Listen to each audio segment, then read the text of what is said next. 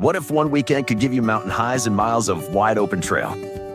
Only Cedar City puts you this close to Southern Utah's best outdoor adventure, and only Cedar City makes it feel this easy. Ride the slopes at Bryan Head, hike Red Rock Canyons, mountain bike through Alpine Meadows, then unwind in a town that still feels like a local secret. It's the kind of getaway where you do more, breathe deeper, and come home with a story worth telling. Plan your trip at visitcedarcity.com. That's visitcedarcity.com. Cedar City is your base camp for Bryan Head and Southern Utah's greatest trails. Plan your Cedar City trip today at visitcedarcity.com.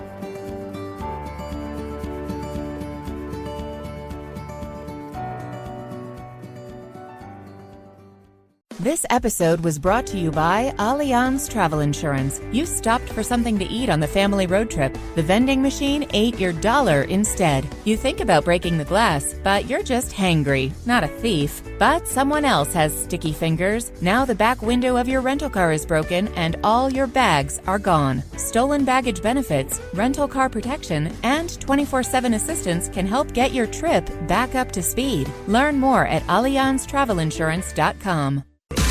And now, here's the question. Hola, bitches. Good day to you and yours. All right, the date, June 19th, 2026. The place, Aviva Stadium in Dublin, Ireland. The situation, Metallica on stage playing Seek and Destroy when guitarist Kirk Hammett slipped on some fabric, fell off the stage and into the crowd. Now, he avoided any serious injury, but I don't care who you are. Falling off stage in front of thousands of people, it's embarrassing. But Kirk joins a long list of other musicians that have fallen off, on, or through the stage while performing. Madonna, Lady Gaga, Blake Shelton, Harry Styles. Harry Styles has not only fallen off the stage multiple times, he has been hit in the testicles of people throwing Skittles on stage. During one of his, seriously, I had 3 shows in a row during a tour like 2 years ago. People kept throwing Skittles on stage, and for whatever reason, they all tagged him in the beanbag. A dude would drop in the middle of the show because he got hit. I don't know why, but that's just something that happened. But if you were at one of those shows, probably one of the more memorable elements of it. But here's the thing. How about Dave Grohl? You might remember this 11 years ago in Sweden. He fell off the stage and broke his leg. But because he's Dave Grohl, he finished the show anyway. And that's just the performers. Weird things seem to happen at concerts. For example, videos have gone viral of people passing around a plastic pee bag at Lollapalooza. So basically, it became its own portable toilet. If you had to go, you pee in the bag, and then you pass it to the next person. No matter what your thoughts might be on that, maybe Morgan Wallen could use the same thing at some of his concerts. Case in point, last month at one of his concerts, a man was accused of urinating on the entire family sitting in front of him. This during his show. But it could be worse. At a Devilskin concert in New Zealand, a crowd were left, quote, crying and vomiting after someone pooped in a mosh pit. Because the turd was in the mosh pit, it basically got moshed, which led to a chain reaction of what we'll just call unfortunate circumstances as the stink and the paste, so to speak, spread from person to person. Now, look, it's not just metal concerts where people are getting in on the brown action. Singer Olivia Rodrigo, right? She's singing her sugar-coated pop stuff. She pointed out during a recent interview there's an uptick in people wearing diapers at her shows. And they're like, how do you know? She said, I noticed this because I can smell my audience. They don't want to lose their place, so they just poop in their pants and don't leave. She's not saying she hates it. She didn't say she loves it, but she's definitely pointing out that she noticed it. But look, if you've been to a concert, aside from the band or artist that you went to see, you certainly saw something else that's memorable. Half the time it's people having sex in the lawn, people doing drugs. Mike, you and Ted go on about the super drunk guy at a country show. Oh, yeah. Now, make no mistake. Everybody at a country show is drunk. Yeah. This guy was above and beyond where even every time you guys bring it up, he's the first thing. The second to last guy was still on the stage, and he was already out on the curb, bawling his eyes out. Like, this guy didn't make it to the second to last guy. He got that fouled up. That's what I mean. You go to a concert, I hope the concert was great, but when you walk out of there and tell people about it, you say, yeah, the artist was great. Here's the other thing that happened. And that's what today's question is all about. Those weird things that you didn't necessarily expect to see at a show or performance or concert, whether you're in line or at the show itself, in the bathroom, who knows? So today's question, very simply, brought to you by our friends at Advanced Hair Restoration, is what happened at the show? To be a part of the big show, call 206-803-ROCK. Like the Men's Room on Facebook, follow us on X and Instagram at Men's Room Live. Send those emails to the Men's Room at KISW.com, and I'll watch the show live on YouTube at KISW Rock. I'm not 18 anymore. I don't live in a dorm, and I have little free time. I'm working, raising 2 kids, and I'm tired. But I'm not done. That's why I chose University of Phoenix. I take one class at a time, log in on my schedule, and I don't have to worry about tuition going up. It just fits my life. University of Phoenix. Built for real life. Get started at phoenix.edu. Debauchery rolls on. You're listening to The Men's Room with Miles and Thrill. 99.9 KISW. Home and Charles, away we go. Welcome to the 21st Amendment season, episode number 4,570. What a large and a charge program we have for you today. Guaranteed future repeat. Once again, we will be welcomed in studio by Taryn Daly and Steve Mix from the Daily Mix Morning Show. Now, one thing we know about bands, you can be incredibly popular with your fan base, with everything else. Sometimes, though, you will never have a hit that reaches number one. I don't think most bands do they, man? Look, the Grateful Dead. Never. They're in the sphere. They have been touring for years. Mm-hmm. They have a legendary fan base. They have never even been close. One song at one point in time almost made it maybe the top 20. What was it? I will Touch of Grey. It was a terrible song. Wasn't their best. It wasn't their best. It wasn't their worst tune, but it wasn't their biggest. It was their biggest. But it ain't gonna be number one. Yeah. And with rock bands, it's often a little harder to attain that unless you do a cover. You know, right. And you think about all the songs that even we play now that are popular now that really were not popular when the band released it on an album. There are all kinds of songs that kind of just break out at a different time. Like who you thinking of? Zeppelin is a perfectly good example. That is a very good example, yes. Yeah, I mean, look, Stairway to Heaven. It was not a charting song. No, right? Nobody cared about it when that album came out. They're listening to Black Dog and rock and roll. Exactly. Stairway to Heaven was the afterthought. And then somebody finally said, you know what? That slow-ass song they do is pretty cool if you listen to the end. Yeah. Well, even like Kate Bush. Wasn't she fairly quiet back in the 80s? Then all of a sudden Stranger Things put her song out there, and all of a sudden it blew running up that hill. Well, right. And now she's doing shows again. Right. Thank you, Stranger Things. Brought Kate Bush back. But, what a great name. So today we've got Kate Bush. Yeah. With Gavin Rossdale. Oh, yeah. The Bush and Bush store. Full Bush. The Full Bush store. I would go. I would too. I'm in. That's what I grew up with. The good old days. 10 rock artists that have never hit number one coming up as we'll sit and spin. We are going to talk about shows today. Sometimes it has something to do with what happens on stage. Sure. Other times it's your experience, whether it be getting to the venue, what happens at the venue while you were there, getting kicked out of the venue, what your friends do at the venue. There's a myriad of different things that can happen when you go to a show. Absolutely. And today we're going to share a few. They're not all positive. There are a couple in here that are positive. I found most of them funny. Like, I wouldn't necessarily want to be a part of it, but I found it hysterical. But either way, you're going to find something that makes the show look. A good show is a good show, and you'll say, "Man, that kicked ass." Those are fun experiences. But when things go a little bit off the rails, that's what you remember. You really do. You remember those shows even more. So I mean, everything. My wife took my daughter to see Lady Gaga, right? I don't know, 2-3 years ago, and I said, "How was it?" She goes, "It was great. Lady Gaga puts on a great performance, blah, blah, blah." My daughter's losing her mind. She was screaming, "I love you, Lady Gaga." Well, she said Lady Gaga. She's not stupid like I am. But, and then when she was done with all saying, I mean, just nothing but the best possible thing you could say about the show. Just like, there was this annoying guy in front of me who wouldn't stop, right? And then you realize, like, that's the story. She's just like, "Hey, we paid money for Lady Gaga. It was a great show. This guy in front of me is what I remember and why he annoyed me." And I'm like, "Oh, yeah. It is amazing, right? To talk about this great show, fantastic." But that's not what she wanted to talk about. She just wanted to answer my question to get to the annoying, I don't remember if it was a guy or a chick, either way, in front of her. Who by the end of the show, she wanted to beat this guy up. And I'm like, right, that's the part of it. You actually spent $400 to be annoyed by someone in front of you. That's really what you got out of it with a soundtrack. Yeah, you never know what you're going to get. Seriously, I was with my kids. I was with my wife at the time. We were down in Vegas. And we went and saw Bruno Mars at the MGM. He puts on a great show. He really does. So it's, I don't know, 2 o'clock in the morning, whatever. And I'm just like, I'm parched. I'm just like, I'm still up. I'm still kind of amped a little bit. Just like, you know what? I'm going to go downstairs, either get a beer, get a Coke, bring something up here. Like I'm not beer gonna, or Coke. Let me guess, beer. I'm going to go downstairs and get something to drink, right?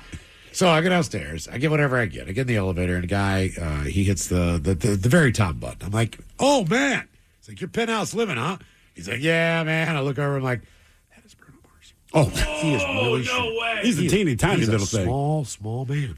I thought he was like, I honestly, no disrespect to him, the way he was dressed, he kind of had like a vest on. I thought he was a staff member. Oh no, I am not kidding. He looked like a dealer, didn't he? He had the Ray-Bans on.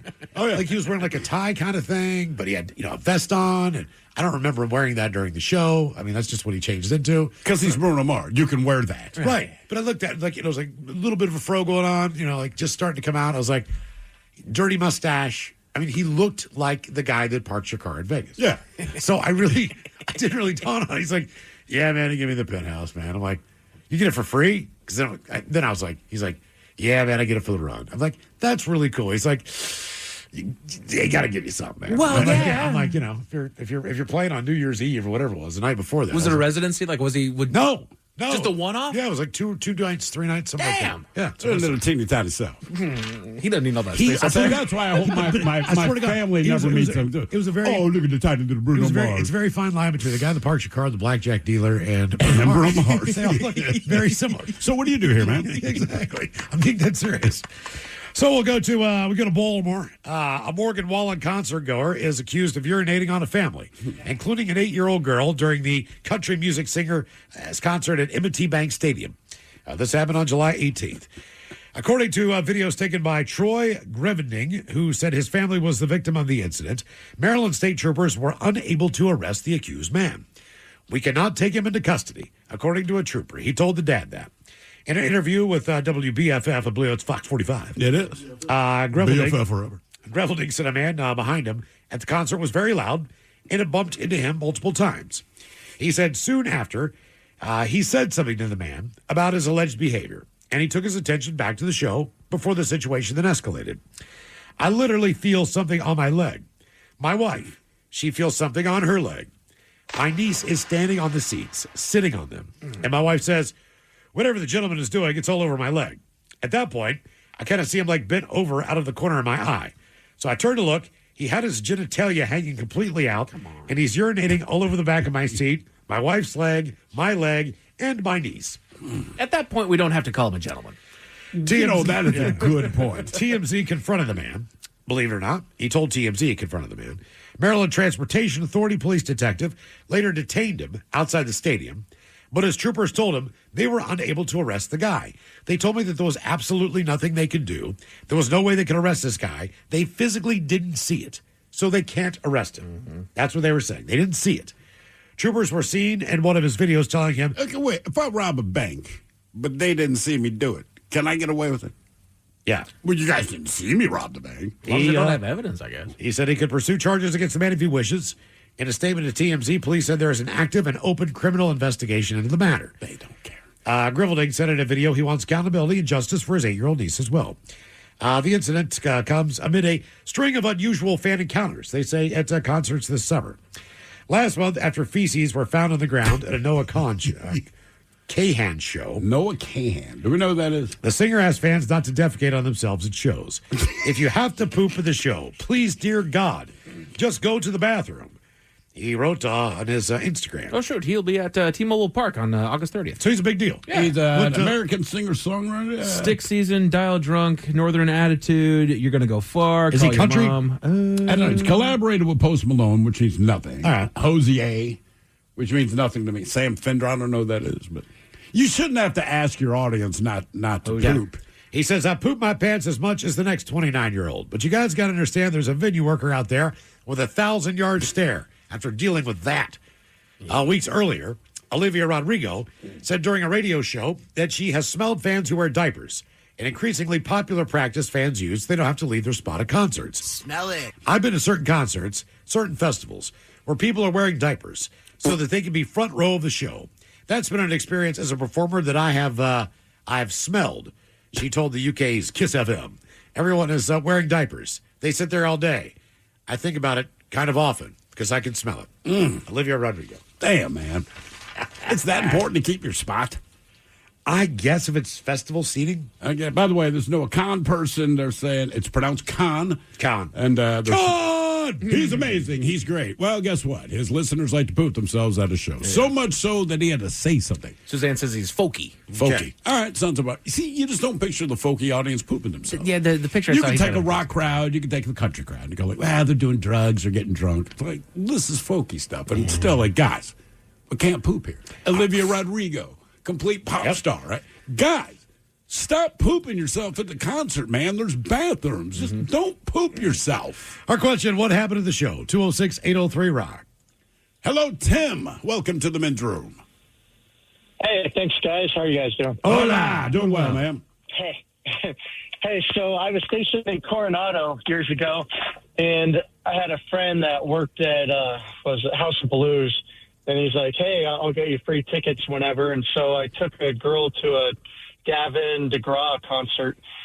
And so we're there like in the 4th, 5th row, and this tiny little couple, I mean, they were like 4.5 feet tall, came up and like squeezed in front of us. And so once the concert starts going, she had a camera around her wrist. And so she'd throw her hands up in the air and be waving them around. Well, the camera would inevitably hit my date in the face. And so after that happened like 4 or 5 times, I like pulled the guy to the side and I'm like, hey, dude, will you tell your B to hold on to her camera? Did you use the word bitch? I did. Uh-oh. And so I guess he didn't even change or translate it to her. He just straight up like told her what I'd said. And it was like a Tasmanian devil. I mean, she was 4.5 feet tall. And so Gavin DeGraw is like in the middle of an awesome song. It was like Love Remains or something. And so she's losing it. Everyone, of course, a big scene's happening. I'm freaking out because I'm a team leader about to deploy, and there's like 50 guys that want my spot. And I'm like, oh, God, someone's going to see me causing a scene, and they're going to relieve me. And so anyway, security comes, and they point at my date and I, and they're like for the exit door. And we turn around, and the whole crowd is parted like the Red Sea, and we're walking the walk of shame like we're just getting kicked out. And then as we get close to the exit, people start like motioning for us to stop. And Gavin DeGraw, like in the middle of the song, has somehow conveyed to the room that we're not getting kicked out, that he's going to put us at the front stage one side and the crazy leprechaun lady at the other side. All right. Yeah, so that dude is impressive. I mean, he controlled the audience amazingly. So anyway, that's my whole story. That's pretty cool, awesome. man. That is awesome. Damn. The crazy leprechaun lady. Get that leprechaun out of here. God, it always sucks when you go to anything. Sporting event, doesn't matter. If you have to sit by jackass, it doesn't ruin the entire experience. Sucks. Because anytime you say something, they're always pissed in the comeback. Yeah. Right. I was at the Paramount. It was a psychedelic furs show. And I sit down, and there's a woman who is, she's coming back in from the concessions area. And I see her, and I stand up, and I can't remember what I said. I said, oh, yeah, go ahead, whatever. Yeah. And the woman beside me said, did you just call that woman a C word? Whoa. What? And I was like, what are you talking about? I was like, what? And I swear to God, she said this to me. I was like, not even close, man. I don't even think I'd said a word that had a C in it. Right. You know what I'm saying? Like, what are you talking about? And she just gave me this look, and I was like, this is going to be a very weird show. We're going to have fun. Like, God almighty. Was she crappy the whole time? Yeah, I don't know what was going on with her. I mean, like, I have no idea. Like, I don't. That's was a just weird like, question. I was like, wow, dude. No. Wow, that just came out of nowhere. Like, where did that come from? So, well, you heard I was talking about you. Jesus Christ. Just right off the bat. Right. Like, why would you assume that's what I said? She just got a beer. Just out of nowhere, chill come out. on. What happened to the show? 206-803-ROCK. This episode was brought to you by Allianz Travel Insurance. You stopped for something to eat on the family road trip. The vending machine ate your dollar instead. You think about breaking the glass, but you're just hangry, not a thief. But someone else has sticky fingers. Now the back window of your rental car is broken and all your bags are gone. Stolen baggage benefits, rental car protection, and 24/7 assistance can help get your trip back up to speed. Learn more at AllianzTravelinsurance.com. The shenanigans continue. This is the Men's Room with Miles and Thrill. Our question, what happened in the show? 206-803-ROCK. This is a doozy. A crowd at a devil skin show in Dunedin, New Zealand were left crying and vomiting after one fan had an accident in the middle of the mosh pit, turning what they say started as a routine concert into what attendees described as a night ruiner. Now, the incident happened a few songs into the band's performance on July 25th. According to people at the show, the atmosphere had been pretty typical for a metal concert until one attendee lost control of their bowels during a medical emergency, with feces ending up on the floor in the middle of the crowd. Concertgoer Damon Radburn told Stuff magazine he noticed the smell before realizing what had happened. He said he and his fiancée were standing close to the person involved when the situation unfolded. This comes, by the way, after a stateside performer here also had audience members walk out on his show. Guy who was directly in front of me proceeded to shake a log down his leg, Damien said, adding that the man then tried to deal with the situation in a way that made things worse. Rather than stepping away immediately, the individual attempted to move the mess with his foot, which only spread it further across the mosh pit. Damien said he and others nearby tried to distance themselves once they realized what had happened. We shoveled to the side of a meter or three. Then I realized that I needed to alert security. One guard came over and verified with me the culprit and saw the offensive material on the floor.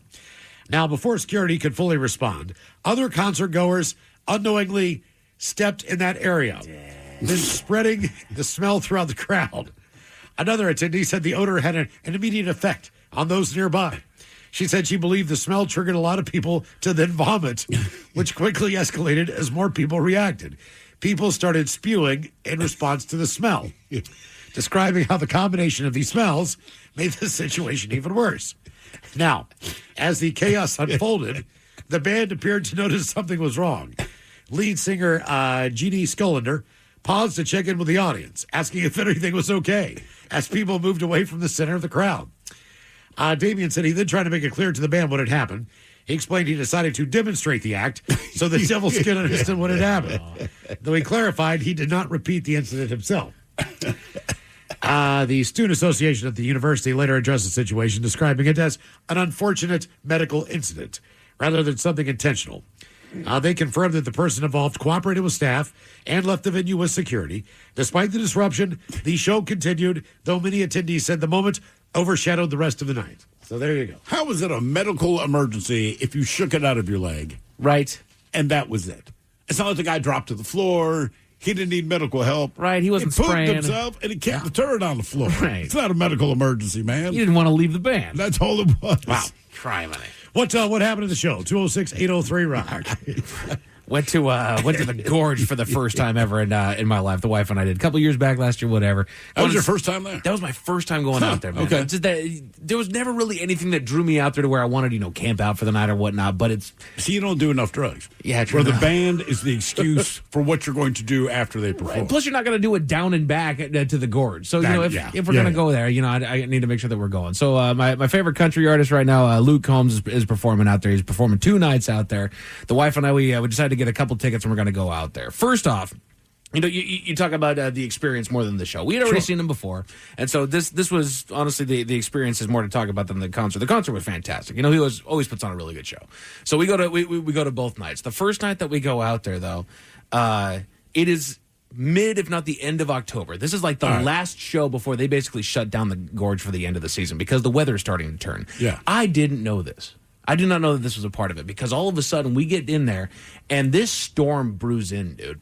And there's wind just whipping all over the place up from out of the Gorge, and they've pushed the show off. They've gone out there multiple times and announced we are not canceling the show. We are just going to delay this thing for a little while. Don't worry, everybody stay there. They don't want to give anybody a refund just yet. Of course. So this thing is going on, but it is freezing outside. It's October, so it is freezing out there. We actually we got kicked out of the basically the merch shop that they had there that everybody was seeking shelter over there, and they kick, if you're not actively buying something, everybody get the F out of here. So we finally make our way to our seats. The show has started. We're just going to grin and bear it. It's died down just a little bit, enough to get the show started. My boy Luke comes out there in a big old jacket, like he's feeling it too. So he goes out there and he puts on this awesome show. Now there is one song that is new at this point, the Twisters movie that had just come out. He made a song for it, Ain't No Love in Oklahoma. It's a great rockin' tune, right? Love it. The wife absolutely loves it. She wants to hear it live. We spend the entire concert enjoying ourselves. It's been a great old time. I'm freezing my ass off, and we're going to tomorrow. We can leave. I'm done. I want to get the hell out of here, right? And so I keep telling her, I'm ready when you are. I'm ready when you are. I'm ready when you are. She says, you know what? We don't have to stay for the encore. We'll take off. I just want to make sure that we hear this song. It still hasn't come up, and I'm fairly certain it's not going to be on the encore. It's a great song. It's his hot song right now, but I just don't feel like it's his encore song. I was wrong. So I grab her, and then we take off out of there. And we are on our way out. You can still hear the faint sound of the band kind of wrapping up the song that we left out there, too. And then, bam, Ain't No Love in Oklahoma comes up. Disappointment. Oh, my God, I wanted to see it. Oh, well, we'll be there tomorrow, and away we go. She was not alone in being disappointed that it was on, because as we're walking out and as that song goes over there, we hear a very large woman over to the side over there shout, "Hear that? Ain't no love in Oklahoma, bitch!" And then this fight freaking breaks out, dude. She's smashing her friend right in the face. What? There's a scuffle that breaks out because of this doggone song. Because of the song? Yes. And you were just outside of the concert venue. You're like, yeah, you're not in your seat, but this is like his last song. Go back in. And she beat the crap out of her friend for it. We walked away. Wow. Wow. Yeah, that's right. I feel like that's the way the Gorge operates. I mean, every time I go there, I end up in a different frame of mind. But the last couple times I've been, it's always with Castle. And I want to say the second to last time, we can never find our campsite again. We're always in, as they call it, District 9, right? And it's dark out there. It's hard to see anything out there, man. It's easy to get lost. And we're not going to remember. And like I said, we've imbibed in whatever we've imbibed in, so you're not going to find it. And one night, we had to be wandering for like 3 hours, right? And we end up in this weird, like, in-between place. We're kind of like on this dirt road. We can see where the campsite should be. Then there's a whole nother one. And we know we are hopelessly lost. It's like 4:30 in the morning. We're still having a good time, but we're hopelessly lost, whatever. And we see these headlights, and like this kind of like mini bus comes flying out, and security jumps out, and they're like, "You can't be here." We're like, "Hey, man, like, we don't even know where we're at." And then the woman that's driving it, it's like, "Are you guys a KISW?" We said, "Yeah." It's like, "Get in. I'll take." Nice. She's like, "We're not supposed to do this, but I know your reputation and you're proving it." Sure enough. So and it cut a lot of time out of our night, man. She drove us back. And then the last time we went, may have been Soundgarden or something, but it's just me and him again. Well, in this case, my wife says, "Hey, good news. I packed the tent for you." "Thank you, baby. That is very nice of you to do." We go out to the Gorge. We're going to set up camp. Castle's setting up his tent. And I realized I had to call her. Said, "I have the rain flap." No. There is no tent. It is just a rain flap and then the poles, right? I mean, no. Yeah, I mean, so it's just laying on the grass. We happened to find our campsite that time. So she's like, "Well, what'd you do?" I'm like, "I just laid under the rain flap." Man. And it's the desert, man. Like the temperature drops a bit. So I'm snuggled up in that. But all night, I hear comments from people. And I'm like, the tent was not in the bag. Guess who had it? Was it Castle? The Ted Smith. Ted Smith had it. He had used it, I don't know, like 6 months earlier for something. Somehow we just never got it back. I'm like, cool. That's my biggest deterrent. Is just having a camp. Yeah, I'm not a fan. I hate breaking it. I don't mind setting it up, breaking it down. The last time that I was there, I went to the Zach Brown Band show. Yeah. That was when we stayed in an yurt. Oh, the yurt? The yurt, whatever the hell that thing is. But before that, it was Velvet Revolver and Alice in Chains. Mm-hmm. And that was the time where I don't know what I did. I know what I did. I know what you did. I shouldn't have done all I did. But I did. I was eating some mushrooms. And then Steve Rock had some stuff in a Visine bottle. Mm-hmm. All right. So I took a drop in each eyeball. Now I'm just absolutely losing my mind. I'm fried on the grass. Like I'm rocking back and forth. I've got my sweatshirt over my knees. I'm just going back and forth and back and forth. I am just flying. Yeah. And Ted goes, "Hey, man, I'm going to go down and bring out Velvet Revolver. Do you want to go?" And I'm like, "Hell no." No, man. I'm way up in the grass. I'm losing my mind. Like, you do it, dude. I believe that was the time that Ted says the only time he's ever seen it where he's gone up and said, "Hey, Miles, you want a beer?" And your response, "No." No, I don't. Do you want to smoke a joint? No. Because everybody kept asking me, "Dude, is Miles all right?" Because he's about 20 feet away from us, right? You need your space. But like you say, he's rocking back and forth with his shirt pulled over his knees. Right. So I said, "Let me ask you something. Does he look all right?" Have you ever seen anyone doing what he's doing, the way he's doing it, and they turn around and say, "I'm great"? So Ted goes, "Yeah, I got to go bring out the band." I was like, "Okay, you do that." So I turn around and say, like, "Well, what time do you..." And he's gone. And then I look him on stage, and there he is. Like, he's just like, it's all he's teleported. Like, and there he is, like bringing him out. I'm like, wow. And then he does it. And then I turn around. He's right beside me again, smoking a joint. So time just stopped. I mean, just absolutely had no idea what was going on. Yeah, you were definitely in. And I said, just leave him alone. Because everyone mentioned, just leave him alone. If he needs something, he'll ask. I said, but he's rocking back and forth in the fetal position. What about that says he's doing great? I'm not doing good at all. Yeah. Oh, they say when you get a good spot at a music festival, you'll do anything to keep it. That was proven over the weekend at Lollapalooza. Videos have gone viral, people passing around a cardboard box containing a plastic bag, which appears to be full of pee. Now, it's not clear how many people have used it or where it's headed. They also would ask why so many people were comfortable passing it over their heads as if they were crowd surfing with this thing. You've been to Lollapalooza? That explains itself. Especially when the bag appears to be open and perilously close to spilling over the side of the box.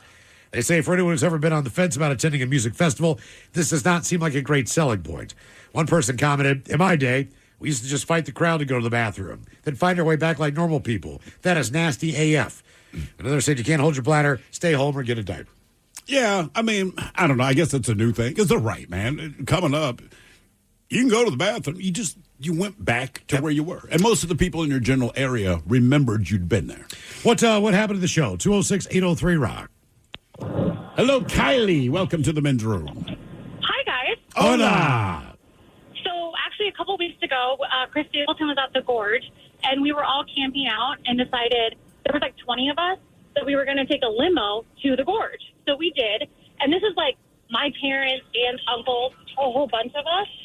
So on our way there, we, have a good time. But on the way back, a few people decided they were going to try hooking up in the limo with everybody in it. Well, so you're all in there. You're there with your parents? With my parents, my aunts, my uncles, cousins, like everybody. So who were the two people that decided they wanted to hook up? One was my cousin's friend, and then the other one was like just some guy she hooked up with one time forever ago. All right. So did it happen? I mean, did you guys allow this to proceed as you're all in the limo? We did not. It was so crowded. I had to sit on the floor in the limo.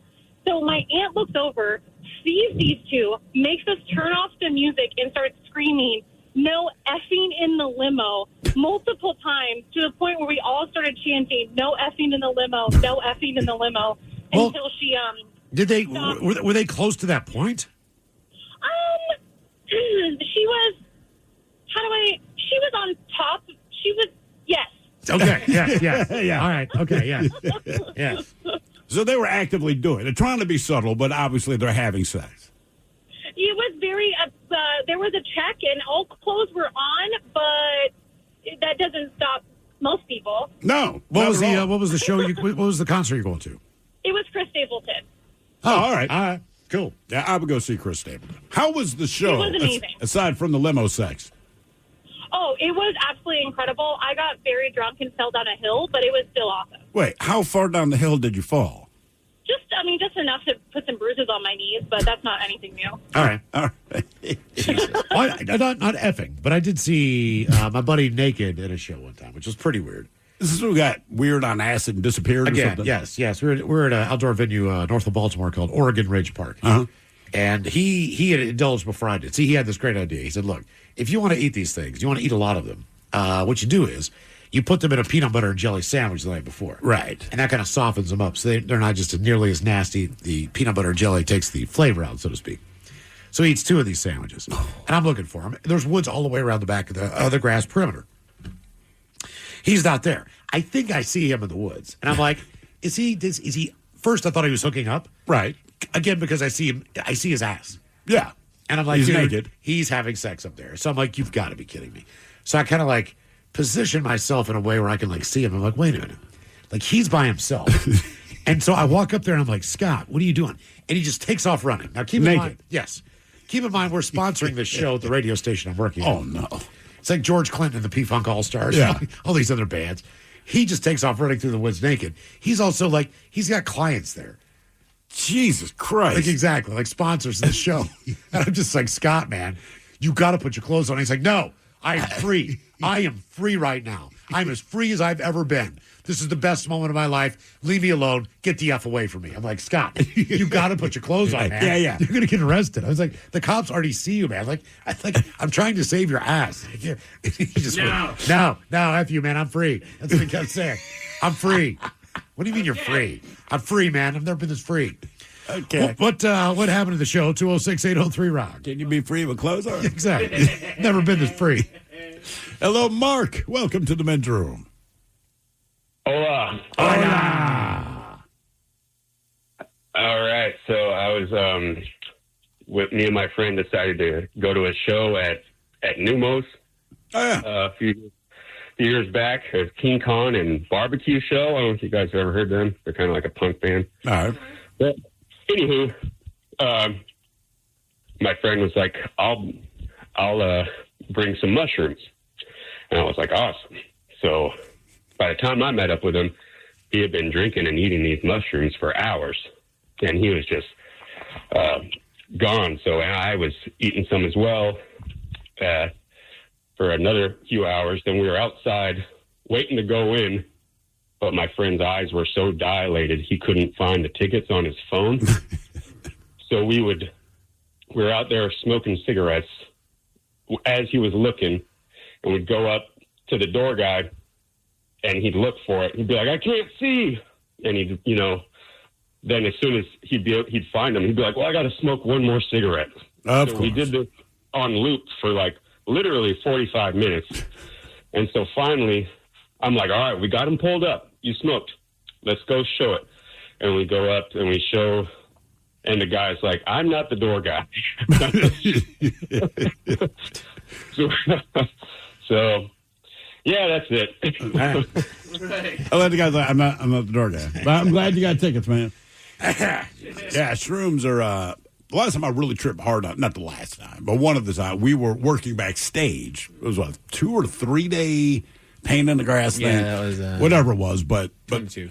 We're supposed to do an interview with God. The whole thing is Castle had a couple of stems left, and he is fried. He's like, I don't want these. I said, I will take it. He said, look, just do me a favor, because we haven't started working yet. We're just getting to the venue. He goes, do me a favor.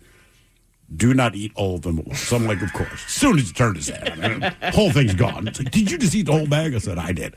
I said, I'll be fine, man. Don't worry about it. He's like, all right. And for the most part, I was like, until we started the interview. Well, I think you were totally gone. You were gone. No, I had to. You were gone. I had to. Like be you checked quiet out. I had to do the whole thing because Sully came out, right? So we're going to interview Godsmack. Sully comes out, and we don't know this at the time, but the band is going through a hard time. All right. And when you don't know that in advance, Sully comes out and he is pissed. He's ornery, racist, irritated by whatever the hell's going on.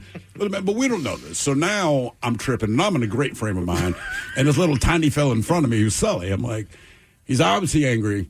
Somebody's not going to say anything, right? And you did a hell of a job. No, he's Boston angry. He's Boston right, angry. which is just different. You know what I mean? It's a different level of There's angry. nothing subtle. It's not. Look, he's very professional, but when you're from Boston and you're angry, it's still very obvious that you're angry. So he's not trying to give us all the info of what's going on because they don't know if they're going to go on hiatus yet. I want to say a week later they announced they're going on hiatus, but he's not sure of that yet. You could tell, but whatever's going on is going on, and I'm tripping hard. I'm in a great mood, in spite of the little fella just being so angry, right? But he's shirtless, and it's super hot. And I remember he had his nipples pierced, man, and as I'm looking at him, his nipples, it looked like they were melting like red candle wax. So in my mind, I'm like, this is so cool.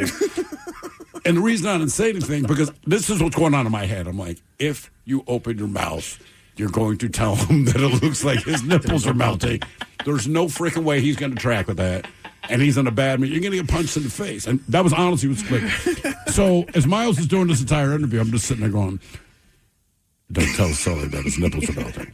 Don't tell. Because I wanted to so bad. So my internal dialogue, do not tell that little man with the Boston accent that his nipples are melting. And I don't know if he ever glanced at me, but if he did, he probably thought I was checking him out. I'm just staring hard at his chest. What happened at the show? 206-803-ROCK. This episode was brought to you by Allianz Travel Insurance. A surprise road closure made you miss your cruise departure. Now your ship has sailed. Luckily, travel delay protection can help keep your plans afloat. Learn more at AllianzTravelInsurance.com. The shenanigans continue. This is the Men's Room with Miles Miles and Thrill. All right, here we go. Your chance to score a $500 gas card to use a River Rock Tobacco and Fuel. Thanks to our friends at Angel of the Winds Casino Resort. Here is your secret word to text to 20357. Write that number down. There's more chances tonight with the lovely Jolene coming up at 7:20. 20357. All right. The word you want to text, that would be river. Text river to 20357 for your chance to score $500. River. In gas. River. Our Positive Friday question, when were you surprised with good news? Here is some good news. The summer before Aiden Clevens' sixth grade year, his childhood dog named T went missing. 8 years later, the duo was reunited. Clevens remembers what it was like before T went missing. I went to the county animal shelter and got him. Then we took him back home, and I feel like I was inseparable with him ever since. One day I came home, and he was gone. T's collar and toys were the only objects he had to remember his dog by. Aiden's mom says T's disappearance was pretty hard on her son at the time. You don't say. It broke my heart because he cried for almost a year. We called animal shelters. We called vets and everyone. We actually went out looking for him. And finally, about a year later, we just decided to give up. Now, Clevens and Hudson both thought they would never see T again. However, in May 2026, that changed when Hudson received a phone call from a local animal shelter. Shalom. Lady told me she was from Callaway County Animal Shelter and said, I need to come down and get my dog. I really thought it was my other dog, Bella. I asked, is she black? She said, well, he's black and brindle. She said she knew it was T when she described his coloring.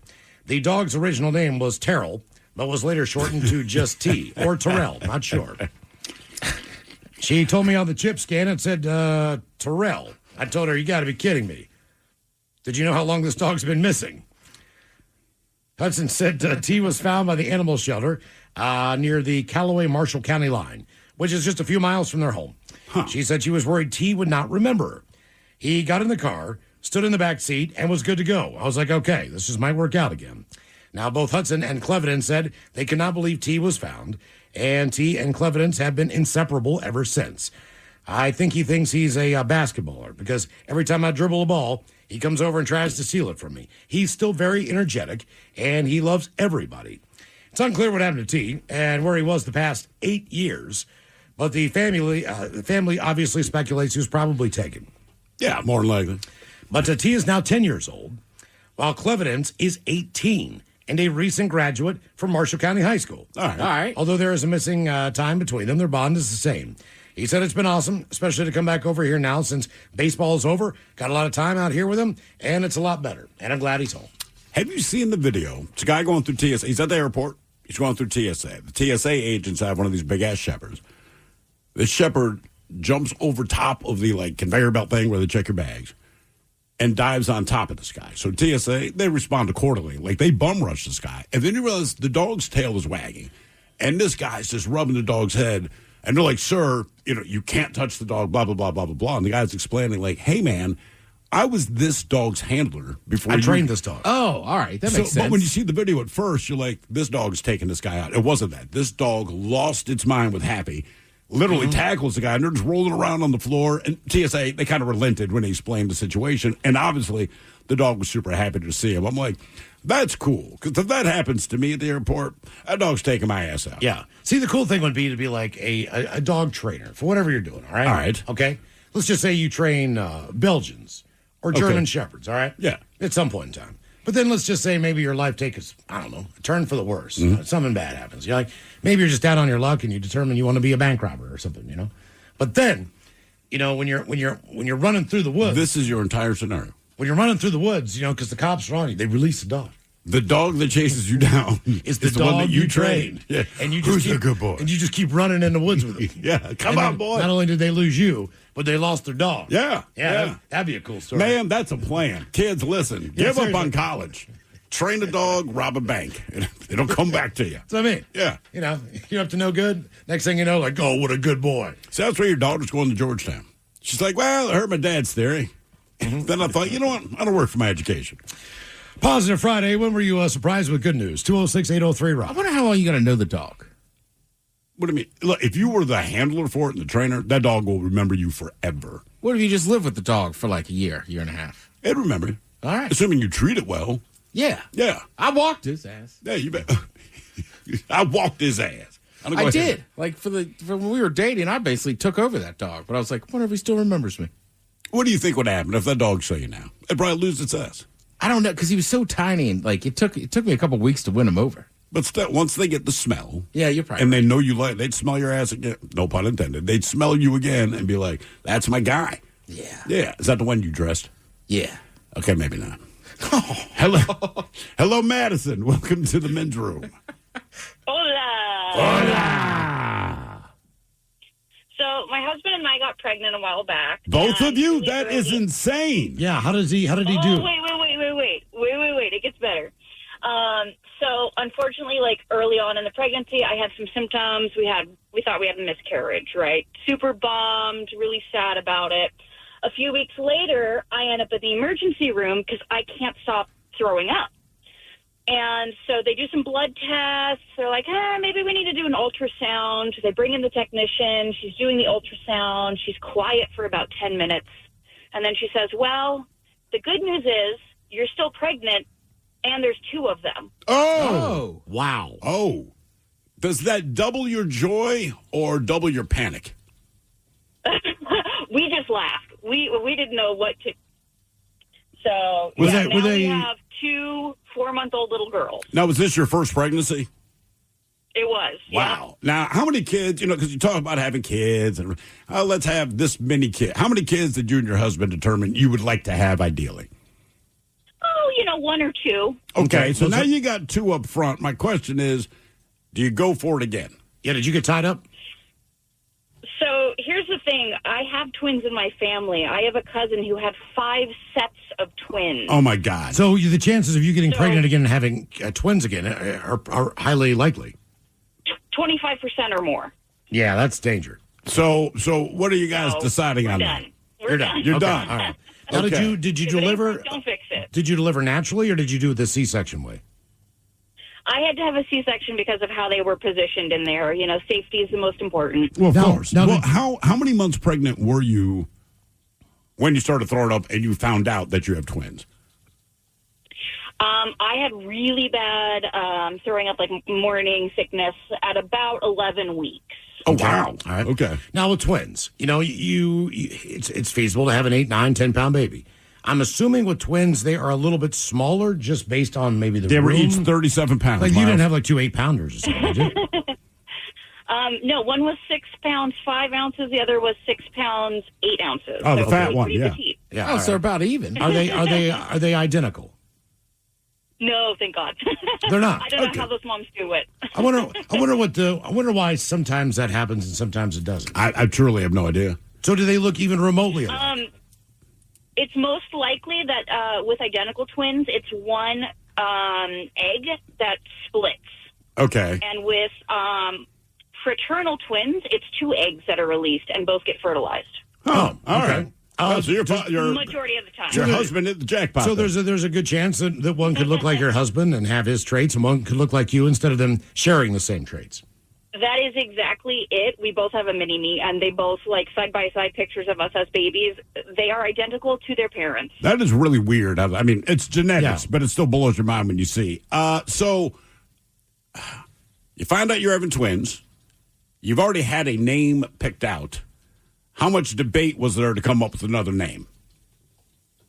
That's the thing. Is like, do you buy into the same, first letter of the name? Do you make them rhyme? I don't. I mean, look, this is just me, but just growing up, I always felt like it was unfair. And look, people, you do what you're going to do. I get it. But I felt like every twin that I met when I was growing up, and Tech was a little different then, but one of you was expected, one of you was not. So if we were going to name her Julie, and then her sister's going to be Judy, or like somehow they was kept it the same. And I'm like, they already look alike, man. You can give them different names. Did you guys stick with the first letter? Does it rhyme? Anything like that? My husband picked Sora, which means sky in Japanese. All right. And I really liked the name Stella. So that was one that was on our list, and that's nice. Star. So, it's kind of thematic, and also first letters, 2 syllables. But, they're different. I mean, they don't even have to be twins, though, right? Like, I have the Kardashian family. Whoa, I just figured out my cousins, right? Like Timmy and Tommy, and Christina and Kelly. That's 4 kids in the same family. Oh, they're all in the same family. Correct. So Okay. it kind of has a rhythm to it. See, if I look at a boy and girl, I'd be like Ken and Barbie. You know, if I had two dudes, you know what I mean? I'd be like Starsky and Hutch, Turner and Hooch. You know? I'm curious, is your husband Japanese, or did he just like the name and it happens to mean sky in Japanese?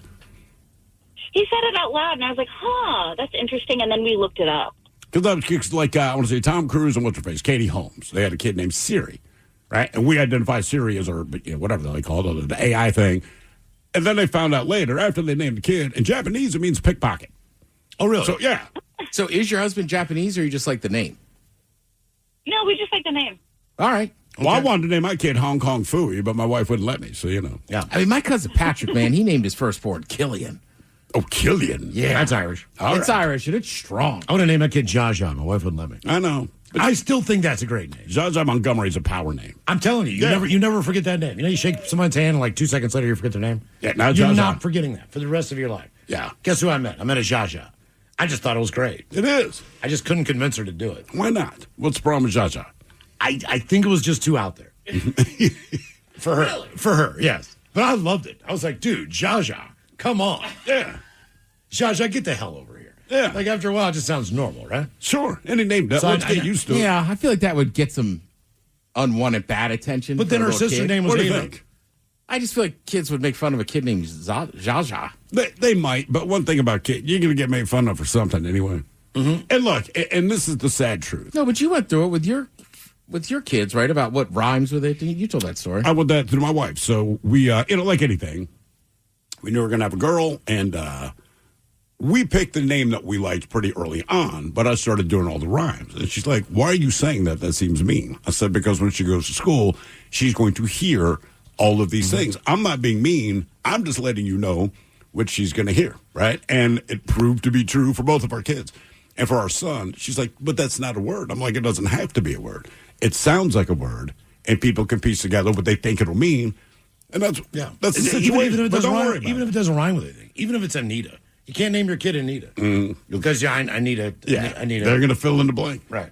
But here is, there's a benefit, though, to having your name made fun of. Because you're going to get made fun of for something. Yeah. So at least with your name, it's like, okay, I know what my name is. I can accept this. It's different if they start calling you Five-Head. Right? If they start making fun of some physical attribute, because you're like... What's Five-Head? I mean, like Beyonce, right? Like most people have a forehead, but hers so big. Yeah. Or All Seattle's right, my mayor, bad. right? Like that woman, you can like her, not like her, but goddamn, I can't not look at her Peyton forehead. Manning. Peyton Manning, right? He's got a 5-head. So the thing is, you can say Gayton Peyton. It doesn't matter. That's his name. But 5-head, like, that sucks. Because now everyone's latching onto something that you really have no You control know they got over. another nephew that's playing quarterback? It's Peyton's son. I watched him last Peyton's night. son. Marshall. I watched him last night. It was on ESPN 2. Okay, is he any good? He's good, man. How many Manning people are playing quarterback are we going to watch in our lifetime? Do they have a penis? They're probably going to play quarterback. They'll play some other. Remember, the one brother was a wide receiver. But I tell you what, brother. that Manning, that team in Tennessee is good. The running back's 4-star. He's going to Tennessee next year. 4-star? 4-star. Yeah. Okay.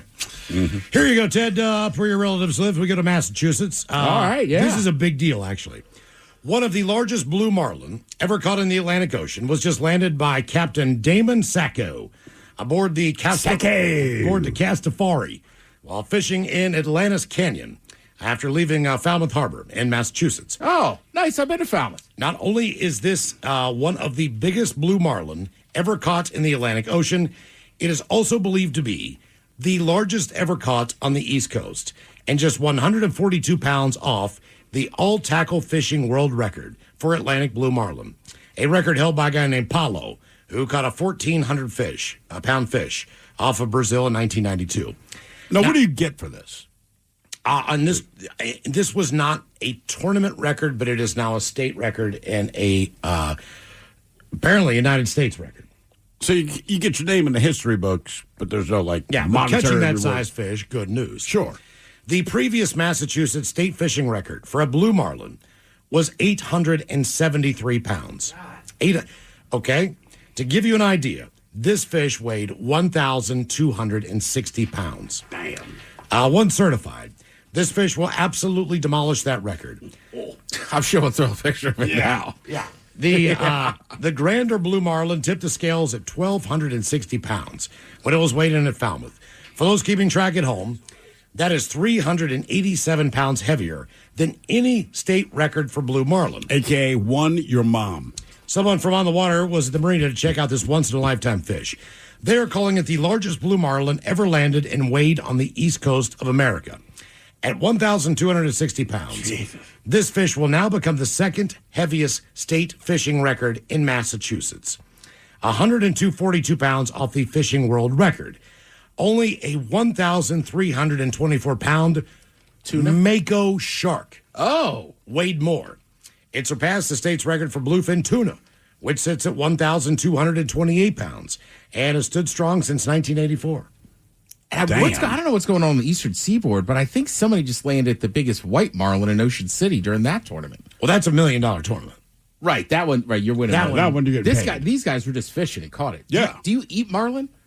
I think you do not. I think you mount that bad boy. I'm mounting that one for sure, man. The only person I knew who ever caught a marlin had it in his living room, above his fireplace. Yeah, of course. And the thing was massive. You know, it was just one of those deals. Do people mount big fish anywhere other than over the fireplace? Like if I catch a big fish and I don't have a fireplace, now where do I mount it?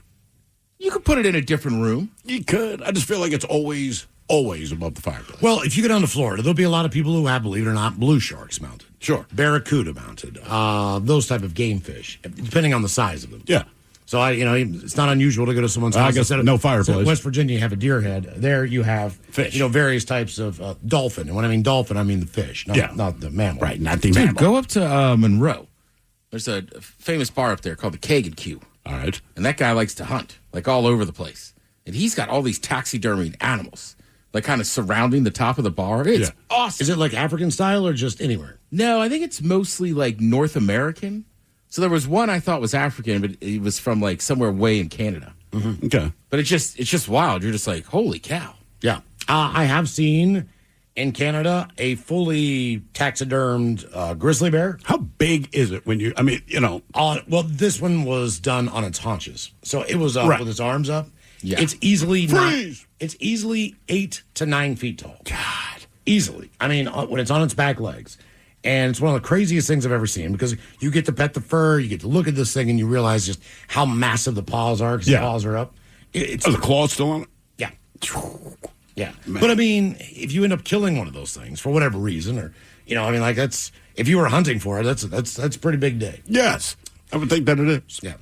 So our question on this So Positive Friday, when were you surprised with good news? 206-803-ROCK. This episode was brought to you by Allianz Travel Insurance. You stopped for something to eat on the family road trip. The vending machine ate your dollar instead. You think about breaking the glass, but you're just hangry, not a thief. But someone else has sticky fingers. Now the back window of your rental car is broken and all your bags are gone. Stolen baggage benefits, rental car protection, and 24/7 assistance can help get your trip back up to speed. Learn more at AllianzTravelInsurance.com. Valvoline Instant Oil Change presents Wisdom from the Road. Summer means wide open spaces and a whole lot of extra miles. The last place you want your engine to give out is halfway to nowhere. Out here, low oil or a weak battery is just an ambush waiting to happen. That's why every oil change at Valvoline Instant Oil Change includes an 18-point maintenance check. These techs are trained to help spot issues early and keep you riding easy. Valvoline Instant Oil Change. Change wisely. From the Pinky's Plumbing Studio, you're in the men's room. Ted versus the FCC coming up at 4:35 right after emails on our question. This So Positive Friday. When were you surprised with good news? Positive. This ends out being good in the end. In the end. Although the situation at the beginning is a little bit sketch. But Alaskan woman says a bit of jiu-jitsu knowledge may have tipped the odds when an 800-pound Kodiak brown bear came at her near a salmon stream. She was walking her dog near Bell's Flats. Caitlin Lane says she first tried the usual bear safety tactics. What are the bear safety tactics, Dave? Wait, if it's black, fight back, or right? It's Kodiak, so it's got to be brown. Brown. Oh, lay down. Lay down. Lay down. She tried noise and standing her ground, but bolted up a steep hill when the sow kept charging. She credits her dog Vesper. Sal, sorry, with distracting the bear, and her cubs just long enough to give her time to position credits herself. the dog with your dog was barking and the bear was just, I don't think your dog was like, hey, you get ready for this, I'll distract the bear. I think the dog was doing what dogs do. Well, as the bear grabbed her right leg, Lane flipped onto her back and used one leg to block and the other to kick the bear in the face. A move she linked to past jiu-jitsu training. Use one leg to kind of block and you kick with the other leg. I don't know if that was made.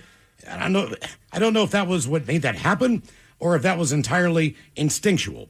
But if a person wanted to attribute to some type of training, then I suppose that would be it. Yes. She escaped with bruises and minor scratches, called 911, and now plans to resume her walks with bear bells for both herself and Vesper. So you're trying to tell me these bells will work? Apparently. I would have bear mace.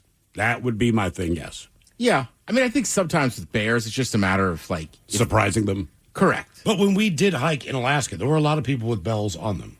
Yeah, I guess most people's explanation is like, look, they don't want anything to do with you. And most of the time that a bear attacks, obviously, if you're around its cubs, but although you surprised it.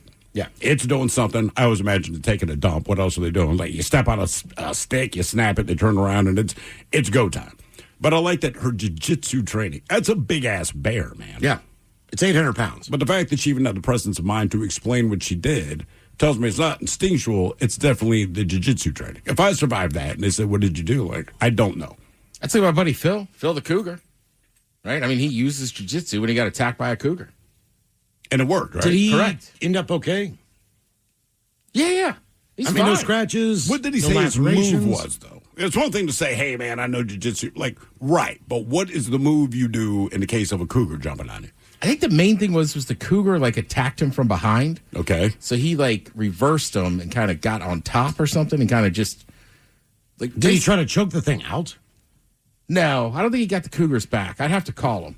But basically, I think he just, like, reversed him and then kind of put the cougar on his back. It's, he wasn't behind him, but he had him, like, down. Right. And the cougar kind of was like, oh, my gosh. What is this? And I can't remember if he actually... I don't know if he put any strikes to him or, like, kind of just... But then, yeah, he got off him, and then the cougar ran off. I like that you said the cougar said, oh, my gosh. Well, I think for the cougar, it was shocking. yeah, probably. Never thought he'd have those moves. Right, and it's funny because my buddy Phil, who got it, I mean, he's famous in certain jiu-jitsu communities for it and around here. Yeah. But he's massive and, like, he loves cougars. Thinks there should be more of them. He was like, it was so random and this and that. Where was he hiking when this happened? You don't? I can't remember. I want to say he was on a mountain bike or something. Like, basically, the way he tells it is the cougar clearly mistook him for something else. Yeah. And just was like, oh, I got him.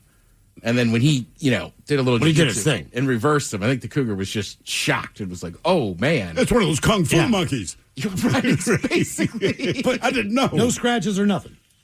I'm sure that cougar had to do a little bit of damage. I mean, he was fine. I think he had some scratches on him. Phil was a tough dude. I mean, very nice guy. You guys met him. He was one of my boxing coaches. But, like, he had already been in the Army. He did jiu-jitsu for years. He was a bike messenger. Like, he was just kind of one of those guys. He's my friend that went and hiked, Denali. Oh, damn. He did that? Up in Alaska. Jesus. Yeah. He was, and at one point, he sent a bunch of us a text and was like, look, I'm not going to have cell phone service. There's a lot of bears out here. Like, I love everybody. Wish me luck. Right, like, I'll text you as soon as I get back. How long is that gap? Because once you send a text like that... It was, I want to say, somewhere between 10 and 12 days. I mean, are you thinking about anything else? That's the text you get, and it's like, anyone know how long you're supposed to be there? Like, nope, can't reach them. And the thing about the mountain is half the time you can't see it. Yeah. So if you're on it, it's just, you're in a cloud. And the stuff he had to do with, like, putting bear bags in trees and so far away from... I mean... He loved it. But he's like a survivalist. Sounds awesome. He's like a survivalist too, right? Yeah. Like he tried to get on that show alone and just missed it. Oh, really? Yeah. Man. So like he loves that ass. Damn. Our Positive Friday question: when were you surprised with good news? 206-803-ROCK. Hello, Robbie. Welcome to the men's room. Positive Friday. Positive Friday. All right, I'll make it quick and short. Like you, Thrill, I used to work in the restaurant industry. Loved cooking. It was great and everything, but eventually it wears out, and it sucks. And you find some place where your passion for it goes to die. So eventually, I got into, some other jobs, and it felt like prison. It felt like hell. But the good news is eventually after even trying to apply for like a plumber and dealing with people's S and whatnot, I got another job. And it was great. Like I told Mike, I left work one day, and my boss says, "Oh, it's going to be a great week, this, that, and that." And I left, I had the interview, and I see a random number calling, like, "Oh, it's probably a bill collector. There's another vampire."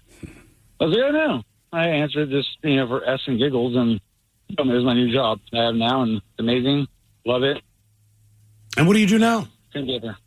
I worked at the oil refinery. You guys, I've told you guys before, years ago, I said I worked at U.S. Oil, and you guys call me the Tin Man, I think. Oiling. That makes sense. And it sounds like us. Yeah. What do you do at the oil refinery? Like, what is it about the job that you love? The people, man. I mean, It's more of how would I put it? It's like when you guys work with Ted, and Ted has that infectious little giggle, We're all there just like you, and just joking around, laughing, just shooting the ass and whatnot, and, great camaraderie and everything, and just working outside instead of being trapped in a kitchen over a hot stove all day, Well, I know, bro. Do you enjoy cooking for yourself now?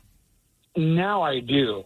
Like, now I can come home from work. I work 12-hour shifts, but I can come home now, and I'll go and get, tomatoes and jalapenos and whatnot, and come home and make fresh, pico de gallo or, zucchini and whatnot, and I love it. Okay. I actually have the passion back for it. It's different when you cook for yourself, though, and you realize, like when you're cooking at a restaurant, it's a high-stress job, and like you said, the conditions suck. The temperature is Death Valley, right? But you're in long pants and a long coat. People know what they know or don't know what they know. It's a long shift. It is what it is. But when you kind of get out of it, it is nice when you come home and someone says, "We have nothing to eat." And you open the cabinet and you're like, "There's an S ton of food in here." And you can hook up a meal in 10 or 15 minutes. I think that's a great skill. I wish I would have worked in a kitchen for a couple of years. I think everyone should. Just basic knowledge. I'm looking at corkscrew. I'm looking at all the spots we have. We have manicotti. I have angel hair. I have spaghetti. I got bow tie. I got, mini elbows, large elbows and whatnot. Yeah, I mean, that's all it. stored. And you know what it's for. It's a lot of pasta, Tin Man. I think everyone should work in a restaurant just for like 2 years. And honestly, one, so you're not such an a-hole when you go to a restaurant. You kind of just get what goes on for real. But also, like, look, the skill you're going to get from it, you'll take with you forever. Right. That's all. I did not enjoy cooking, but I'm very, very, very glad that I did it because now, as an adult, whether it's my kids asking me something or just hook the wife up with a meal, you can do it, and it kind of doesn't matter what we have at home. Like, I can make, just give me 5 minutes to think about it. I'll figure out something. But it's kind of cool to say some of the people you made food for. Like, even if it was a good or bad experience, you liked them or not. Barbara Streisand, I did not like. Very high maintenance. I'll leave it at that, but she can have herself. Gene Hackman was freaking awesome. Like, super nice guy. And in fact, I don't think he was married. So he died, and then they found his wife, right? He was with that woman when he came to the restaurant, but I don't think they were married yet. But the way he rolled, because we thought it was him, it was like a semi-open kitchen. But where he sat's kind of far away. And we're like, that dude looks like Gene Hackman. But at the same time, we're like, but we know damn well it's not Gene Hackman. Well, it was Gene Hackman. And that's when we found out his middle name was Alan, because he walked in and just handed his credit card to the waiter because he's got the cash. So, like, look, we're going to eat what we eat. I don't know. When we're done, just ring it up. They're like, cool. But the waiter came in, and he just shows us the credit card. It was just a Visa. Don't get excited. But we're all like, his middle name is Alan. It doesn't mean anything. But for some reason, we thought it was cool to find that out.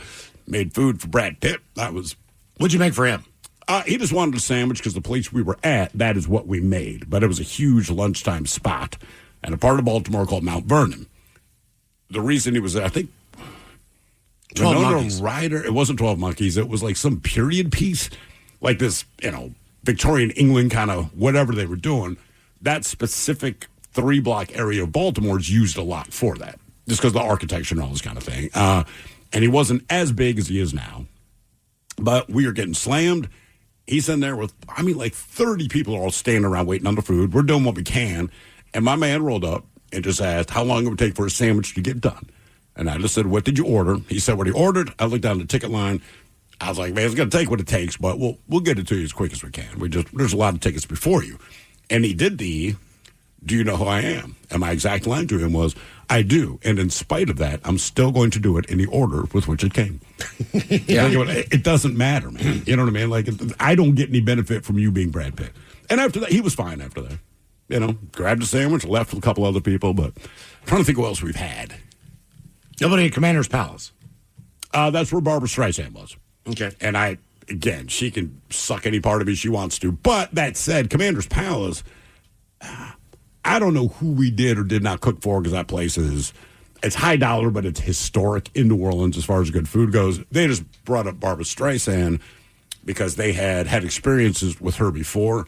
So they're kind of giving us a warning in the kitchen, like, hey, Babs is here. We're like, oh, it's cool. And they're like, it's not. We're just letting you know, like, things might get sent back. There might be. Saving on your education should be a right, not a competition. At University of Phoenix, you'll get the best scholarship or savings you qualify for. Simple as that. Explore scholarship options at University of Phoenix.